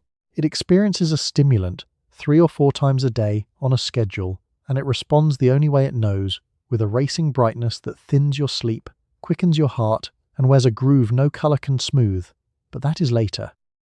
This morning there is only the cheerful heap and the blue one going down and the lift coming up, and the printed sheet promising, in its confident false precision, that everything is measured, everything is tailored, everything is under careful control. You believe it because it is laid out so neatly, and because it comes in such friendly colours, and because the alternative, that you have been handed a rainbow of one drug by people who never examined you, is not a thing you are ready, this bright morning, to take out and look at. You watch the film in a folding chair with a dozen other women, and its message was not what you would call subtle. A tense household, a frazzled wife, a worried husband, and then, after intervention, calm. The wife softens. The home settles. At first, order returns, delivered in a tidy 15 minutes with a hopeful soundtrack. You were meant to see yourself in the before, and to want the after. Nobody in the film said aloud how the after was achieved, but you have a bottle of it at home, and you understood the assignment completely. The film ran about 15 minutes and was shown incredibly as a kind of public service, the way you might be shown a film about fire safety. A doctors' group had arranged it, or a women's club, a civic body. Sure, it was doing everyone a favour, and perhaps it believed the film educational, and in a sense it was, though not the sense anyone admitted.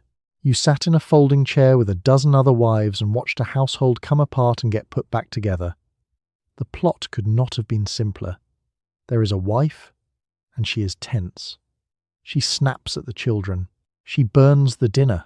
Her husband comes home to chaos and frowns, and the whole home teeters on the edge of a vague catastrophe never named but clearly her fault.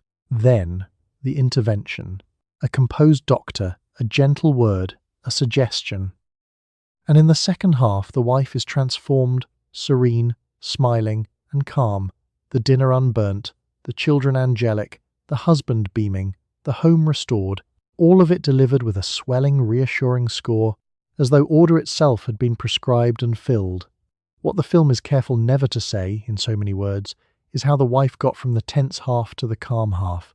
The mechanism is left tactfully off-screen. There is the doctor, and then there is the stillness, and the audience is trusted to fill in the middle, and you can, because you have the middle at home in a bottle on the kitchen counter. The film does not need to say the name. Everyone in the folding chairs already knows it. The film's entire art is in the tactful blank where the pill goes, a blank roughly the size of a pill, which each of you fills in silently, like a crossword the whole room already knows the answer to. You looked around the warm room at the other faces and recognized every one, not personally but in kind. The slightly too still hands, the composed attention, The particular smoothness of a dozen women watching a film about themselves and giving nothing away. Mrs. Lindqvist sits 2 chairs over, watching the tense wife burn the dinner with an expression of such perfect neutrality that you simply knew, she had burned a few herself and had a nightstand and understood the blank in the film exactly as you did. The genius and the awfulness of the thing is that it does not feel like an advertisement because no product is named and no money changes hands in the room. It feels like guidance. It feels like the community, gently, lovingly, showing you who to be, and the who to be is the calm wife of the second half, and the how is understood, and the whole apparatus of it, the folding chairs and the reassuring score, exists to make a chemical solution to an impossible role feel less like a drug and more like flossing. You walked home afterward in the early dark, and the film stayed with you, its 2 halves, the tense before, the serene after, and you understood that you had just been shown, in 15 tidy minutes, the entire logic of your own life, dramatized and set to music. Be the second wife. Everyone wants you to be the second wife. And the second wife, the film declined to mention but you knew perfectly well, is the one on the cupboard, the one who took something, the one whose composure arrived, like the films, from a source too tactful to name. You will never meet the man who really put the pill in your hand because he never came anywhere near your kitchen. He came near your doctor. Picture him instead, a cheerful fellow in a good suit, setting his sample case on Dr. Ferris's desk, laying out the free notepads and the desk calendar and the little foil samples, staying exactly long enough to be liked, not 1 minute more. That man, and 100 like him, and the company that signs their expense accounts, spent a small fortune making certain that when you finally said the word nerves, a particular brand name was already waiting on your doctor's pen. None of it was ever aimed at you, which is the part you keep turning over. You were never once in the room. The whole enormous campaign was pitched clean over your head to the man with the prescription pad, and it reached you anyway, the way rain aimed at a whole field still finds the one low corner where the water pools. Consider the desk calendar alone. The company gives it to your doctor free, its name printed across the top, and now he reads that name 365 times a year, at breakfast and between patients, and while he waits on the telephone. A friendship built the way you build a bribe, slowly and with stationery. Add the free lunches, the round of golf, the warm handshake at the medical convention, and by the time you climb onto his paper table, the salesmen have been softening him for years, and he honestly believes the name on his pen is his own good idea. And then, because the notepads and the lunches were somehow not enough, there was the tunnel. You would not believe this if Harriet's husband were not in the trade, but one of the companies hired a famous painter, the melting clocks man, the one who does the ants and the drooping watches, and had him build a walk-through dream, a whole surreal tunnel, set it up at a doctor's convention, and let physicians stroll through it in their good shoes, and come out the far end, feeling that a nerve pill was not medicine at all, but the shimmering future of the human mind. They commissioned fine art to move a sedative, and it worked, because there is no man on earth easier to flatter than one being told he lives in the future. You picture it sometimes, the doctors filing through the painted tunnel, nodding, charmed, and you standing in your kitchen at the far end of it. The low corner where all that expensive rain was always going to pool, the tunnel was for them. The calendar was for them. The whole shining campaign addressed itself entirely to men who would never swallow a single dose of the stuff, and every dollar of it was spent to arrange the one small event none of them would ever witness, which was your hand going up to the sill on an ordinary afternoon. You find you are not even angry, which surprises you. It is too big to be angry at, a whole weather system rather than a man, and besides, you took something an hour ago and the anger's been filed down, like all your sharper feelings lately, to a mild, manageable, and distant curiosity. Mostly you feel the size of it, the fortune, the salesman, the surrealist, all that machinery grinding away for years toward one modest purpose, which was to see that the thing on your windowsill got there and stayed. And there it sits, having arrived.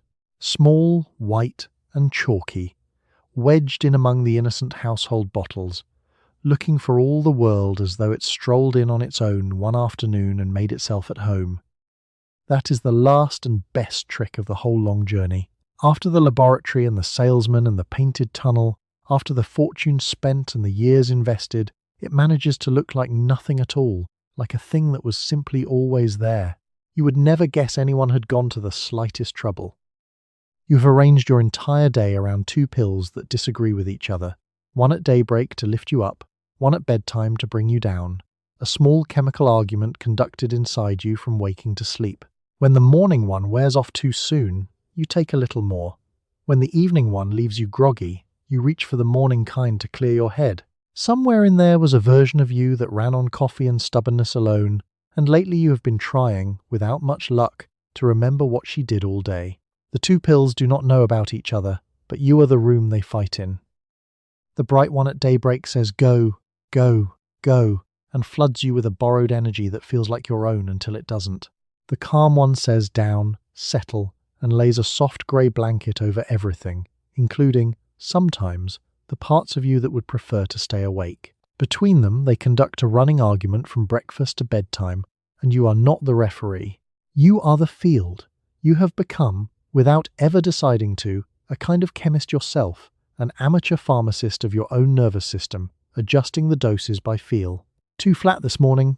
Take the bright one a little early. Too jangled by noon? A serene one to take the edge off the edge. Crashing at 4, another bright one, but not too much or you will not sleep. In which case a settled one at bedtime, but not too much or you will not wake. It is a delicate, exhausting balancing act, performed entirely inside your own body, with no training, no measurements, nothing but the crude instrument of how you happen to feel.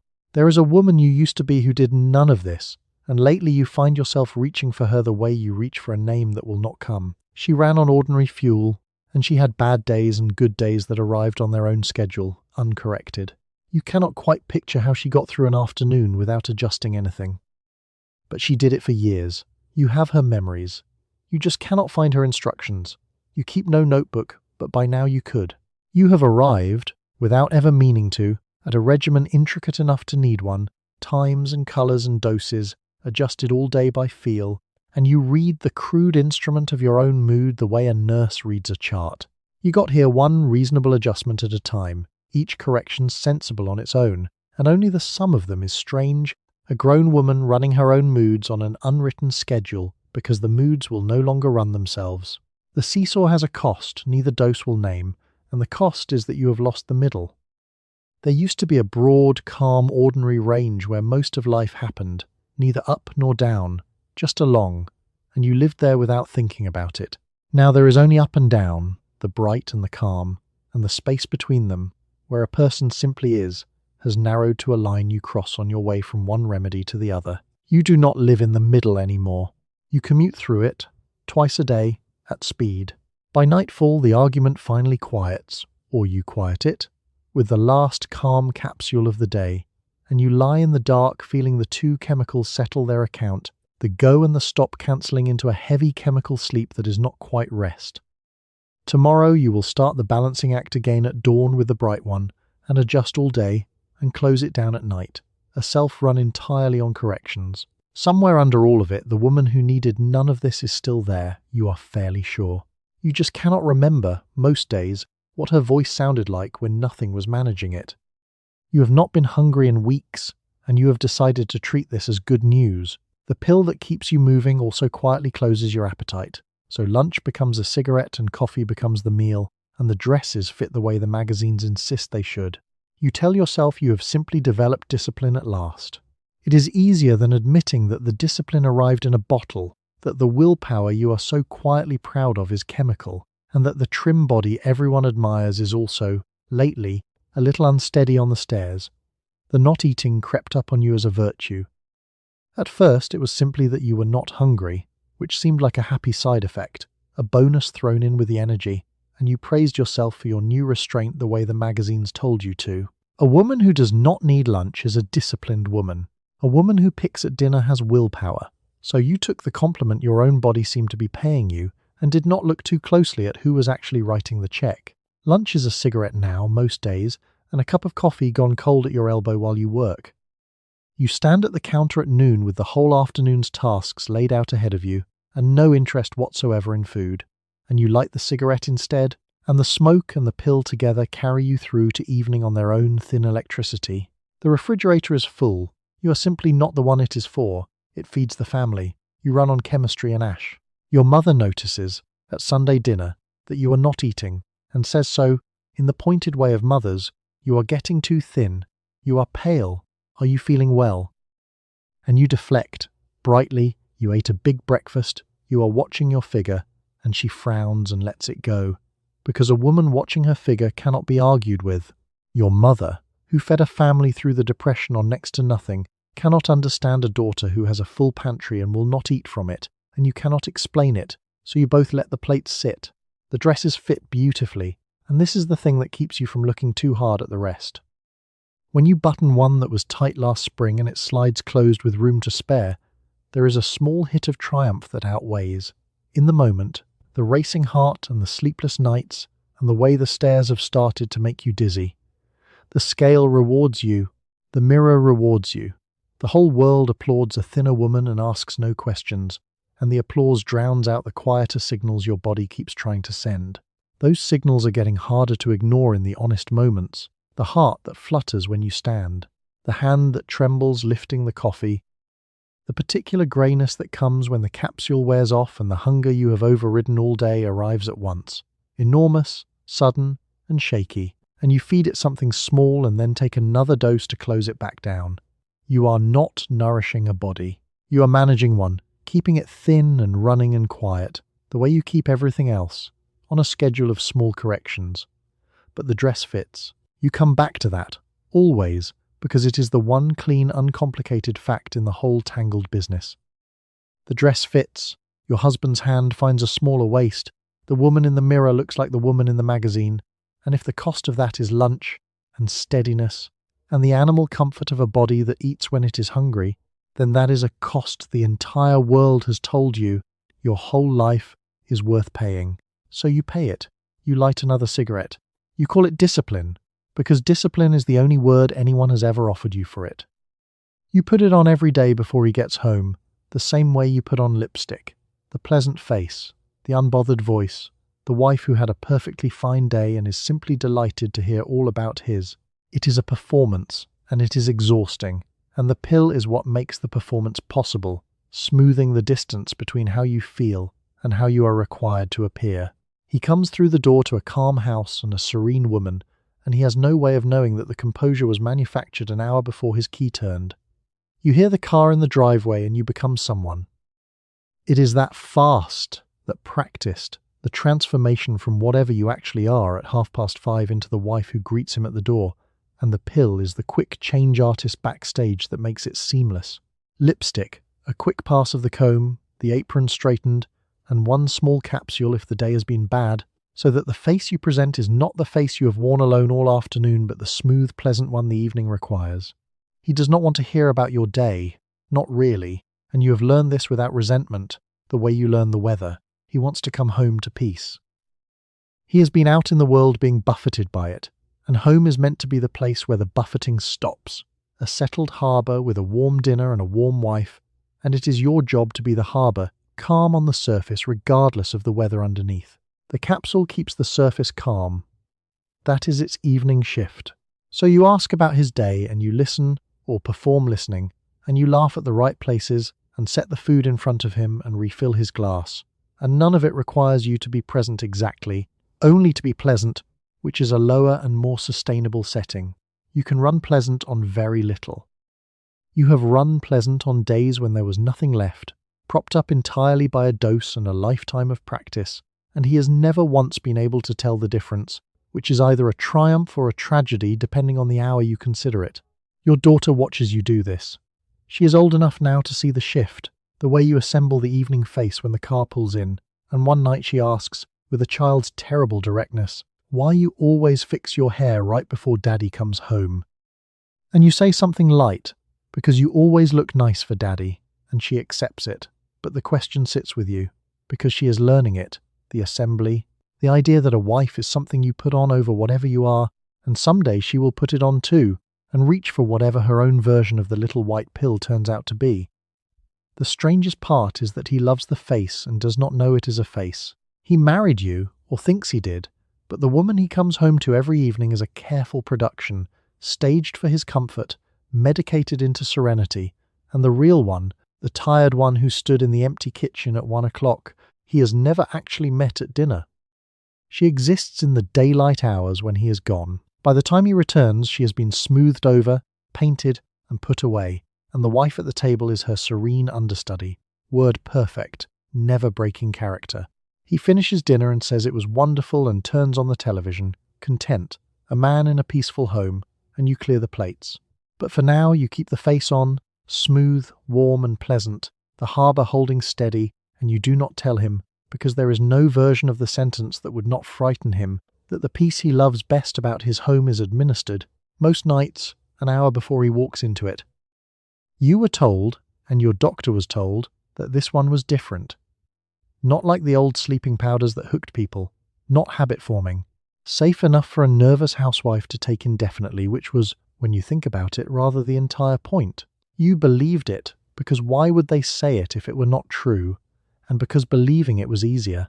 It is only now, months in, that you have started to sit with the word indefinitely, and to wonder what exactly you have agreed to take, and for how long, and what happens if you ever try to stop. The reassurance was everywhere, and it was specific, and it was wrong. This one is different, they said, and by they you mean the doctor and the advertisements and the whole confident apparatus that handed you the bottle.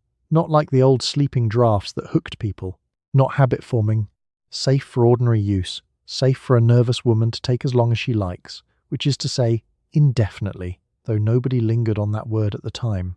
It slid past, indefinitely, a small word doing enormous work you had no reason yet to turn over. You have a reason now. It has been long enough that the word has begun to show what it meant, not for a while, not until you feel better, but forever, quietly, with no exit specified. There was never a plan for stopping. No one ever said, "Take these for 6 weeks and then we will see." The prescription had no end written into it, only refills, which breed quietly on their own like rabbits carrying your doctor's signature, and a supply that never runs out is simply the word forever in a clean white lab coat. The promise did its most important work early, when it removed your suspicion. Had you been told the truth, that this was a drug you might genuinely come to depend on, that stopping could be its own ordeal, you might have been careful. You might have taken it sparingly and watched yourself. Instead, you were told it was safe, practically a vitamin, and so you took it freely, without watching, exactly as a person takes something harmless, and by the time the truth became apparent, you were already well past the point where caution would have helped. Your Aunt Mildred, who is older and has seen a few of these enthusiasms come and go, said something once you did not want to hear. She said that every miracle drug she had lived through was announced as safe and revealed as otherwise, that the safety was always the sales pitch and the trouble was always the small print that arrived years late, and that she had learned to distrust anything a company was that eager to call harmless. You changed the subject. Mildred is often right in ways that are no comfort at all, and you did not want to hold your own bottle up to the light of what she had said, but you hold it up now, in the honest minutes, indefinitely. You have been taking it long enough that you cannot clearly remember the last ordinary, quiet, and unmedicated day you faced without it. Long enough that the idea of a week without the vial produces not relief but dread. Long enough that the word which slid so harmlessly past you at the beginning has quietly become the shape of your life. Not a treatment with an end. A condition of living, renewed monthly, forever, exactly as the small word promised while pretending to promise nothing. You are not sure what you would do with the truth even now, having half arrived at it. Stopping seems impossible and continuing seems like surrender, and mostly you manage the discomfort the way you manage every other, by taking something for it. That is the final cleverness of the promise. It made the drug safe to start, and the drug makes the truth about the drug bearable, so the whole thing seals itself shut, indefinitely, exactly as advertised, in the one respect where the advertisement turned out to be accurate. You count them more often than you would ever admit. Not on purpose, exactly. But your hand has learned the weight of a full bottle and the weight of one getting light, and the second weight makes you uneasy, in a way the first never did. You have started keeping a few in reserve, tucked into the pill case, in case a refill is slow or a shortage returns to the shelf. You never used to think ahead like this about anything. Now, you quietly plan your week around a supply, the way you plan it around groceries, and you do not examine why. Your hand has become a scale. You did not train it to do this, and you cannot make it stop. Every time you pick up the bottle, it weighs the contents against some private threshold of enough, and when the weight comes back light, a small alarm goes off somewhere below thought, quiet, faint, and insistent, a signal you never used to get from any object in your house. A full vial sits differently in the palm than a cylinder with a week left, and you know the difference the way you know your own name, without having to look. This vigilance is new, and it frightens you more than most things because it runs underneath your control. You do not decide to check the weight. You simply pick the container up, and your hand reports, and the report colours the whole day, reassuring when the vial is heavy, faintly ominous when it is not. No other possession in the house has this power over you. You do not weigh the sugar or the coffee in your palm and feel your mood shift. Only this one cylinder has installed a gauge in your hand, and the gauge never turns off. So you keep reserves, and the reserves have reserves. There is the main container on the windowsill, the emergency handful in the little case, and a further secret cache in the aspirin vial behind the others, pills hidden among capsules, and lately you wonder whether even that is enough. Whether to get a second prescription from a second doctor. You catch yourself planning like a woman preparing for a siege, and the enemy in the siege is a Tuesday with an empty cylinder, and you cannot quite believe you have become this, but you have. Your sister Kay holds up one of your caches, the one in the aspirin container, found while she was looking for actual aspirin during a visit, with a puzzled look. Why are these in here? And you took it from her a little too fast and said something about keeping a spare handy, and she shrugged and forgot it. But you did not forget it. You saw the whole thing for a second through her ordinary eyes, the hidden capsules, the too fast hand, the flimsy explanation, and it looked, from outside, exactly like what it was, and you have been more careful since to hide the caches better, which is itself an answer to a question you keep not asking. The vigilance is the tell, and you know it. A person with a casual relationship to a substance does not weigh the vial in her palm and feel her mood swing on the result. A person who could stop does not maintain 3 separate stashes and plan a 4th. The elaborateness of your supply management is a confession you are constantly making to yourself and constantly declining to hear. A whole quiet architecture of hoarding built by a woman who insists, in the same breath, that she is simply being sensible about a harmless little dose. You put the cylinder back on the sill. It is this week comfortably heavy, the small alarm stays quiet, and you feel the relief of that in your whole body, which is the strangest part, that a container's weight can decide whether an ordinary afternoon feels safe. You feed it, refill it, hide spares of it, and call the arrangement nothing to worry about, because the alternative is to worry about it, and you have a pill for that too.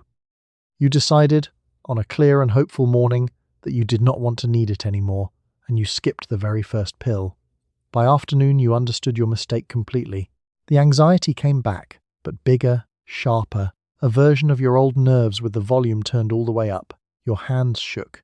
Your sleep, when it finally came, was thin, restless, and full of dread.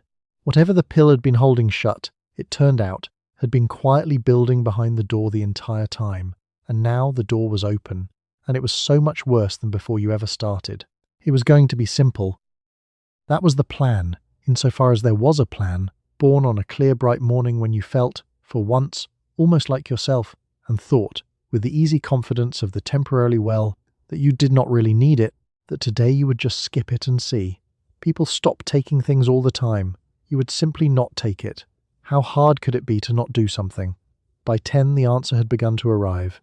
It came first as a vague wrongness, a sense of the volume in the house creeping up, the children louder, the light harsher, your own skin somehow too tight. By noon it was unmistakable. The anxiety you took the capsule to quiet was back, but it had not returned to its old level. It had come back, magnified, roaring, a version of your ordinary nerves with every dial turned past its limit, and you understood with a sinking certainty that this was not your old anxiety at all. This was the absence of the drug, wearing your anxiety's face. Your hands would not be still. You sat at the kitchen table and they trembled on the wood, and your heart went too fast, and a thin, cold sweat came up despite the mild day, and underneath all of it ran a dread so total and so causeless that you could not have said what you were afraid of, only that you were afraid of everything, of the telephone, of the afternoon, of the walls. This was the thing the dose had been holding shut. Not curing, holding. And it had been building behind that door the whole time, patient, growing, and now the door was open, and it was so much bigger than when you first started closing it. You lasted until nearly 3. That fact matters, because a single skipped dose brought you to the floor of your own nerves in under a day, and that is the whole truth about what you have been taking. Then you went to the counter with a shaking hand and took one, and within 20 minutes the roar began to recede, the dread pulled back behind its door, your hands quieted, and the relief was so enormous that it frightened you almost as much as the withdrawal had, because relief that big means a need that big. That is what the morning taught you, and it is not a thing you can unknow. The remedy is no longer making your life better. It has not done that in a long time. What it is doing now, mostly, is preventing the catastrophe of its own absence, holding at bay a withdrawal it created, so that every dose is really just rent, paid daily, on a door the pill installed, and the pill alone keeps shut. You take it now not to feel good but to keep the 3 o'clock floor from opening under you, and you have long stopped expecting it to be anything grander than that. You did not tell anyone about the experiment. There was no one who would understand, and saying it aloud would make it real in a way you are not ready for. So you keep the failed morning to yourself, and take the capsule the next morning without trying to skip it, because now you know what skipping costs. Maybe next month, you tell yourself. You have been telling yourself maybe next month for longer than you can comfortably remember. You do not think of yourself as one, and neither does anyone else, which is precisely how the whole thing works. An addict, in your mind, is a figure from a cautionary film, someone ruined, disreputable and squalid. Nothing at all like a woman in a clean kitchen taking a pill her own physician recommended. The gap between those two pictures is enormous, and you live very comfortably inside it. You are respectable. You are a homeowner.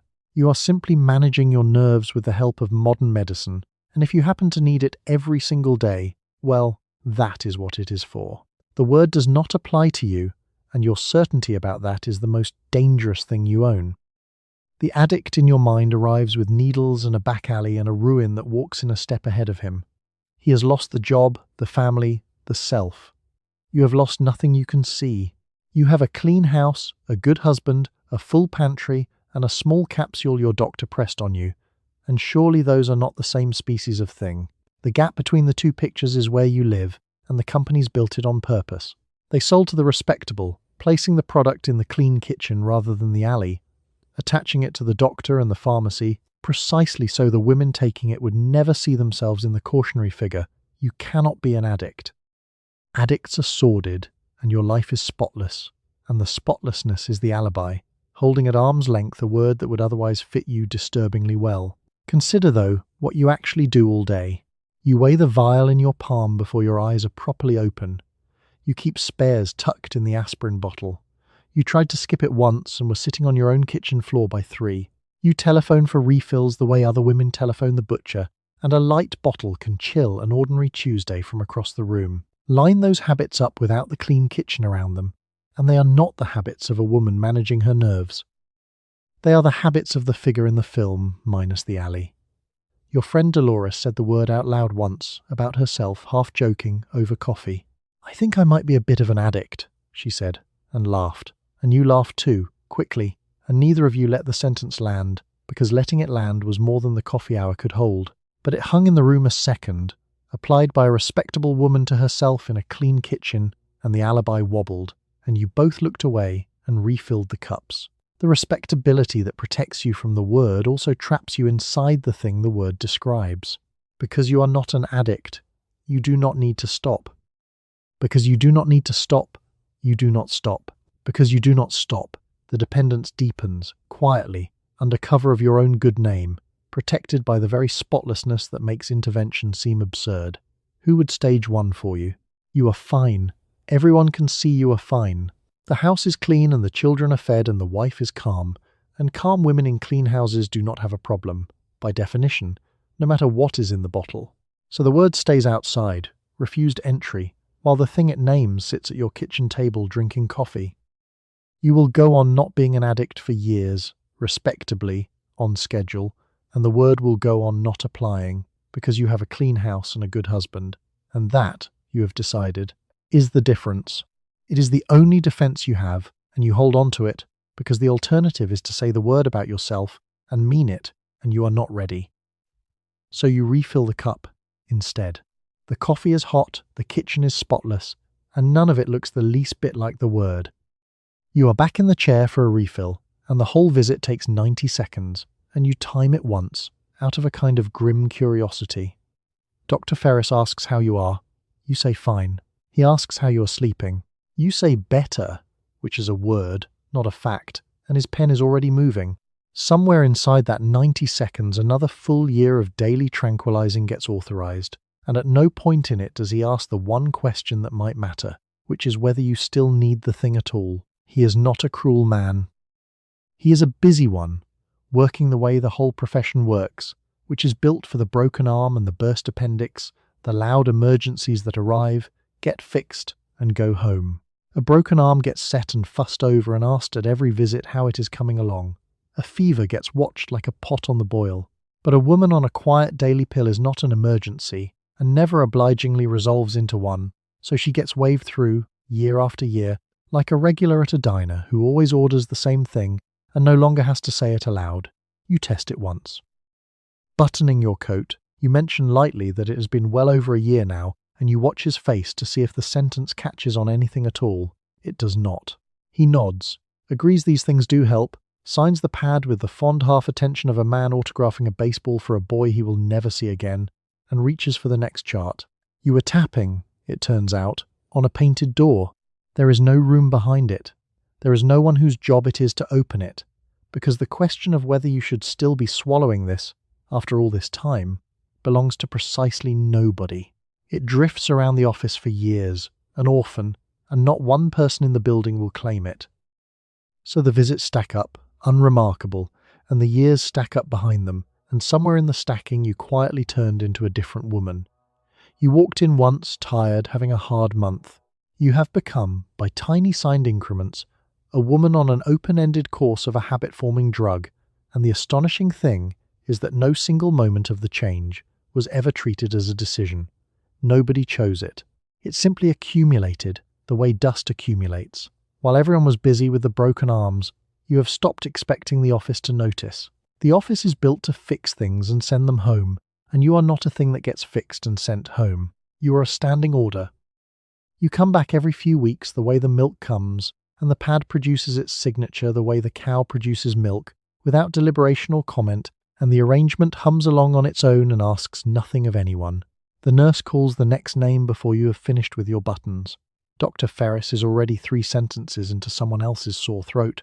You step out through the waiting room, where 6 other women sit with their handbags in their laps, quiet, composed, and forgotten, each with her own standing order, and not one of you is the woman anyone will stop to wonder about today, because wondering is not printed anywhere on the form.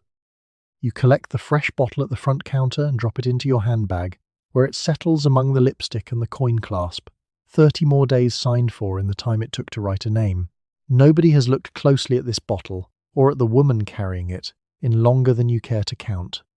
You have kept far better track of the milkman. You learn the truth about the whole apparatus, of all places, at a backyard barbecue. Mr. Vance from the corner house does something with regulations downtown, and somewhere between the hot dogs and the horseshoes he balances his paper plate on his knee, considers his hamburger, and tells 4 wives in lawn chairs exactly how little the government actually requires of the things in their medicine cabinets. Half of what is up on that shelf, he says, waving the hamburger for emphasis, was cleared to be sold and never once proven to do a single thing. Then he takes a bite, and everyone laughs, and the talk drifts back to the potato salad, because nobody wants to audit the family medicine chest over a barbecue, but you carry the sentence home folded in with the paper plates, and it refuses to leave you alone. You had always pictured a serious office in Washington, men in shirt sleeves and spectacles testing each pill within an inch of its life before it was ever allowed near your shelf. There is such an office. It is simply a good deal smaller and sleepier than your faith in it, and the bar it holds up, you now understand, sits surprisingly close to the floor. Here is the whole of that bar, and it is shorter than you would like. A company had to show its pill would not, in the ordinary course of things, obviously poison you. That was the test. Nobody at any desk in that building was required to ask whether the pill did the one thing the label promised, and so, being busy men with a great deal of paper, nobody asked. The question of whether it quieted a single nerve was handed over, in full, to the advertisement, which accepted the assignment gladly and answered it in a warm and confident voice. So the promise on the label and the fact in the laboratory are permitted to be complete strangers who have never once been introduced. The bottle says calm. It may deliver calm. It may deliver nothing but the calm of believing you have taken your medicine, which is a real enough calm and considerably cheaper to make. And no man in Washington ever obliged anyone to tell the two apart before ringing up your money. You are not the satisfied customer of a proven cure. You are the paying customer of a permitted one, which is a different thing wearing the same white coat. Mr. Vance, you noticed, was not the least bit scandalized by any of it. He said it the way a man explains how the sausage gets made, with a shrug, reaching for the mustard. To him it was simply the ordinary machinery of the world, the gap between what a label promises and what a rule requires, a gap wide enough to drive a delivery truck through, which is more or less what the companies do every week, backing right up to the loading dock of every drugstore on the street. You think of him now whenever your hand goes up to the shelf. The pill sits there between the aspirin and the vitamins, cleared, permitted, and unproven. Doing whatever it is in fact doing, which might be a great deal, or might be mostly the small daily ceremony of your believing in it. And you go on reaching for it anyway because the bottle looks official, and the doctor seemed sure, and someone, surely in some office, must have checked. Nobody checked. That was the part, mister. Vance was chewing his hamburger around, there in his lawn chair, entirely at ease. The costume was always very convincing, the white coat and the printed label, and the confident radio voice. It was only ever the proof that was nowhere to be found in the building. It is your brother who accidentally tells you what you are, across the Thanksgiving table, with a forkful of stuffing halfway to his mouth. He follows the market, and he mentions, admiringly, that the company, and he says the name, the very one on your bottle, has been a marvellous performer this year, the stock up and up, splitting, climbing. You sit very still with your own fork in the air, because you happen to know, in a way your brother does not, precisely what that cheerful line on his graph is made of. It is made of you. It is made of Marjorie next door and Dolores across the street and every woman on the block, each reaching up to a shelf in the same dead hour of the afternoon, converted, tick by daily tick, into a share price. He does not connect the ticker symbol to the medicine cabinet. Almost no one ever does. The two facts live in separate rooms of the same house and are never introduced. In one room there is a graph climbing cheerfully up and to the right. In the other there is a woman at a windowsill, going nowhere at all. And the first room, though nobody in it would ever put it this way, is built entirely out of the second. You understand, sitting there over the gravy, that you are not the company's patient. You are its finest customer, and you are finest precisely because you never get well. A pill that cured you would be a small disaster in the ledger, one sale and a fond farewell. The pill on your sill is the other sort entirely. It moves in. It takes the same few dollars out of the grocery envelope every 3 weeks, on the dot, for years, and it has quietly seen to it that the morning you try to stop is worse than any morning you keep going. That is not a flaw the company loses sleep over. That is the design, humming along. The firm that makes it, you gather from your brother's admiring monologue, used to sell nothing more thrilling than liver pills.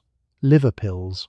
And here it is now, rich past its founder's dreams, its executives raising lake houses, all of it floating on the steady daily nerves of women exactly like you, not one of whom has ever once pictured herself as revenue. The liver pills, it turns out, were an amateur's line of work. They occasionally cured somebody and lost the sale. The nerve pill made no such rookie mistake. The nerve pill keeps its customers for life. You pass the gravy. You say how nice about the stock. You do not say that the marvellous performer he so admires would post a poorer quarter the instant a single one of its customers actually felt better, or that its whole climbing graph is a group portrait, in the aggregate, of women failing to get well on schedule.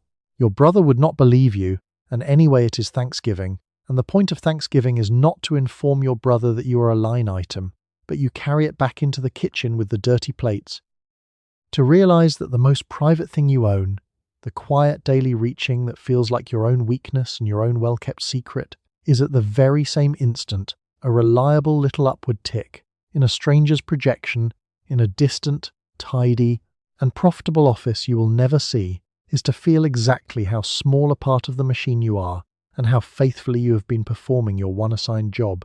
You scrape the plates and run the water hot. Somewhere a man in that office is looking at a graph with your afternoons in it, and he is pleased. The graph does not want you cured. It wants you exactly as you are, tomorrow and the month after that and the year after that, reaching up to the shelf, refilling, holding up your small end of the line. It is 2 o'clock and the house is clean and silent, and you are standing at the sink with a hollow feeling you have no name for, and stacked on top of the hollow feeling is a second one, which is shame, because a woman with a house this nice and a husband this decent has no earthly business feeling hollow at all, so you say nothing. You dry a cup that was already dry. You assume, standing there, that you are the only woman alive who feels this, and you are wrong by roughly 40 million. Because right now, at 2 o'clock, in houses built from the very same 3 blueprints, up and down streets laid out exactly like yours, there are women standing at sinks exactly like this one, feeling the exact same thing. The good life that somehow does not feel like enough, the wanting with no object to want, the flat grey hollow that opens up on an ordinary Tuesday for no reason a grateful woman could ever say aloud. Marjorie next door, so composed, so winning, so maddeningly serene at the mailbox, is almost certainly feeling it too, behind her spotless windows, drying her own already dry cup. And not one of you will say a word. That is the whole engine of it, the silence. If the feeling had a name, if you could lean over the back fence some morning and say it plainly to Marjorie, and Marjorie could say it plainly back, the thing might crack open and turn out to be weather, shared, survivable, and ordinary, rather than a private defect. But there is no name for it. Not yet. And a feeling with no name is a wonderfully convenient feeling for everyone, because a trouble no one can say is a trouble no one has to fix. So it stays behind the windows, undiscussed, 40 million women each privately certain she is the one broken one on a whole street of the contented. Into that silence, right on schedule, comes the pill, and the pill is a marvel of tact because it never once asks you to name the thing. You do not have to sit in Dr. Ferris's office and explain the 2 o'clock hollow, which you could not explain anyway. You do not have to argue that a life everyone envies is somehow still not enough. You just say the word nerves, the way you point at the third item on a menu written in a language you cannot read, and the capsule quietly does the rest, and the hollow goes quiet, and the questions that were beginning to form behind the hollow go quiet right along with it. That is the pill's finest and least advertised talent. It keeps the lid on. Some afternoons the hollow gets loud. It sharpens very nearly into a question, and the question gets nearly loud enough that you catch yourself at the sink asking, half aloud, down into the dishwater, whether this was really the whole of the bargain, this house, and this silence, and this cup, and that, precisely that afternoon, is the one the pill was built for. 20 quiet minutes, and the question loses its edge, and the edge dissolves back into the dishes, and the dishes get washed and dried and stacked, and Marjorie over the fence never hears a syllable of it. Someone will give the feeling a name eventually. A woman with a notebook and a great deal of patience will sit at a kitchen table not unlike yours and finally write it down, the problem that has no name, and millions of women will read it and feel the floor tilt with recognition and understand at last that they were never the only one. But that is a few years off yet, and the fence is high, and the afternoon is long. For now you have no name for it and no one to say it to. So you do the one thing there is to do. You put the lid back on, quietly, the way you have learned to. You reach for the towel. You hear about the new one from a friend before your own doctor ever mentions it. It is meant to be better, cleaner, more modern, the tranquilizer that will make yours look old-fashioned and crude, and soon enough it is on the pad instead of the old name. The name on the bottle changes. The promise attached to it does not. You are handed a fresh supply of a fresher drug and assured, once again, that this one is safe, this one is different, this one you can take without any worry. You have heard that exact sentence before, almost word for word, and you take the new pill anyway. The new one arrives the way the old one did, on a wave of reassurance, and you notice, this time, that you have heard the wave before. A friend mentions it first, then the doctor, then it is simply on the pad instead of the old name, and everyone agrees it is better, cleaner, and newer. The tranquilizer that makes yours look old-fashioned and a little crude. There is a fresh bottle, a fresher name, a slightly different color so you can tell you are being modern, and the same familiar sentence attached like a warranty card nobody reads. This one is safe, this one is different, this one you can take without worry. You have heard that sentence before, almost word for word, and hearing it again does something cold to you. It is the exact reassurance you were given about the pill you are now quietly unable to stop, delivered with the same confidence, about a new drug, as though the last promise had not aged into a trap, as though nothing had been learned. The company has simply refreshed the product and reused the pitch, and the pitch works again, on the same women, for the same reasons, because hope is a renewable resource and the advertising men know it. The strangest part is that you take the new one anyway. You, of all people who know exactly how the last safe and different miracle turned out, accept the fresh vial and the recycled promise and begin the whole thing over, partly because the doctor suggests it, and partly because maybe this time it is true, and mostly because the machinery that put the first capsule on your kitchen counter is the same machinery putting the second one there, and you were never really the one deciding. You are just the place these decisions land. The wave picks you up exactly as it did the first time, and you let it, because you have forgotten how to stand against a wave. Your cousin Ruth, always first to any new remedy, is already devoted to it, already describing how much better it is than the old one, how much cleaner, and you listen and nod and recognize, under her enthusiasm, the exact tone you used to have about the dose that now runs your life. Ruth is you, 2 years ago, with a fresher cylinder. Ruth is not learning the lesson because the lesson is designed not to be learned. Each new drug arrives as if it were the first, unhaunted by the ones before it, and the ghosts of the old promises are never invited to the launch of the new ones. So the cycle renews, one reassuring generation at a time. There will be this remedy, and then a cleaner one after it, and a cleaner one after that, each announced as the safe answer, each revealing its own trouble years later, each replaced by the next before the reckoning fully arrives. You are standing at the hinge of one such handoff, holding 2 bottles, the old trap and the new promise, and you do the only thing a tired woman holding 2 bottles has ever done.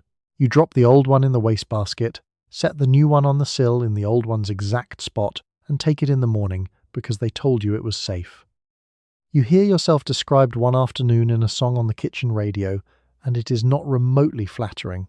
A voice you do not recognize is singing about a woman like you, the tired suburban wife reaching for a little helper to get through her ordinary day, and it is set to a cheerful, bouncing tune that makes the whole thing sound like a joke everyone is in on except you.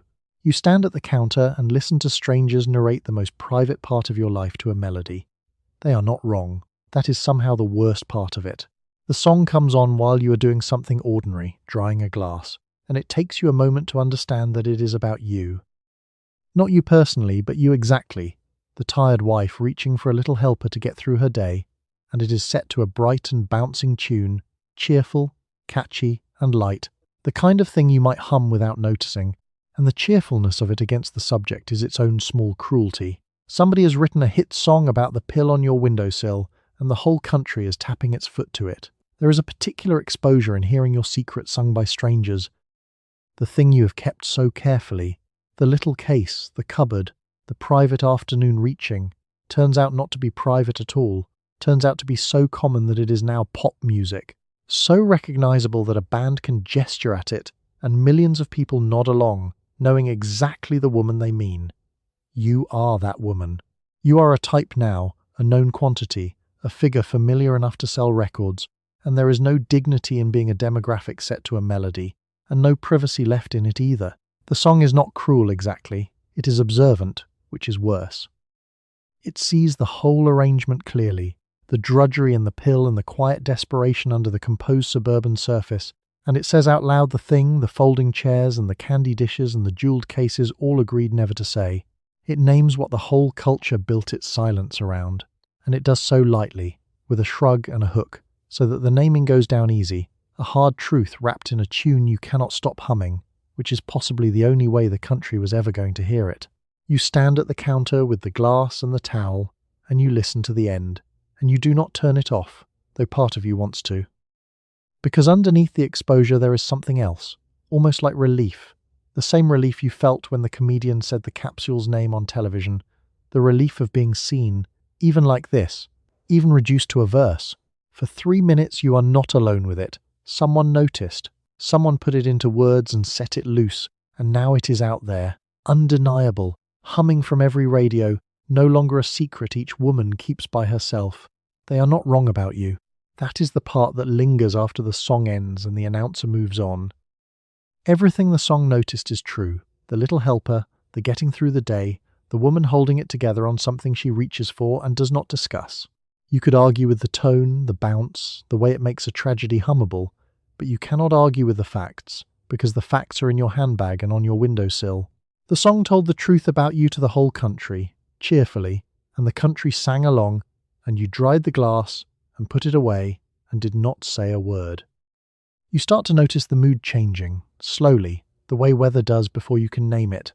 The pills that everyone once took without a second thought are becoming a subject people lower their voices about. There are new rules coming, new words like controlled and scheduled, a new suspicion attaching itself to the bottle that used to sit so innocently beside the multivitamins.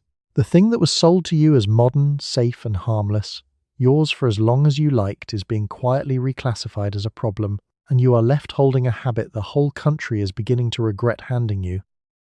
The change comes slowly, the way the seasons turn, too gradual to catch in the act, but undeniable once it has happened. The pills that everyone took without a second thought are becoming something people mention in lowered voices. There are articles now, worried ones. There are words you did not used to hear: dependence, habit forming, controlled, attaching themselves to the innocent bottle on the windowsill, and the confident advertisements have gone quieter, and a mood you can only call second thoughts has begun to settle over the whole bright arrangement. The party is not over, but someone has quietly turned the lights up. The authorities are stirring, late, as authorities do. There is talk of new rules, of the capsules being reclassified, scheduled, hedged with restrictions that would have been unthinkable when the stuff was passed around candy dishes like peanuts. The refill that asked no questions may start asking some. The doctor who signed without looking may have to look. The frictionless supply that made the whole thing so easy to fall into is being fitted belatedly with the friction that might have helped years ago. When you first reached for the windowsill and no one thought to stop you, you feel the shift personally, and it is not simple relief. Part of you is glad the danger is finally being named, glad that fewer women coming up behind you will slide so easily into what you slid into. But part of you is holding a habit the country is now deciding to regret, and the regret does not dissolve the habit, it only shames it. The thing you were handed as modern and safe, and yours for as long as you liked, is being reclassified, midstream, into a problem, and you are still standing in it, still dependent, only now dependent on something the culture has started to whisper about.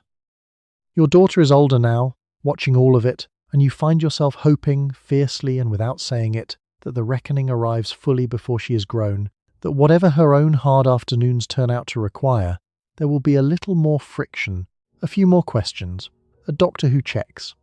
You cannot give her back the years you spent on the windowsill, but you can want, for her, the thing you never got, which is someone in the system stopping to ask how long this has been going on, before the answer becomes forever. For now, though, the vial is still there among the household bottles, exactly where it has always been.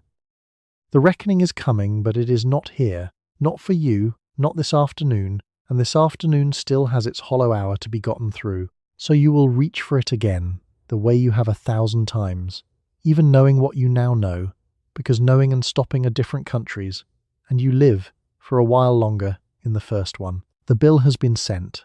It has not yet come due, and you take today's dose, in the long quiet gap between the sending and the paying, and wait, with the rest of the country, to find out what it costs.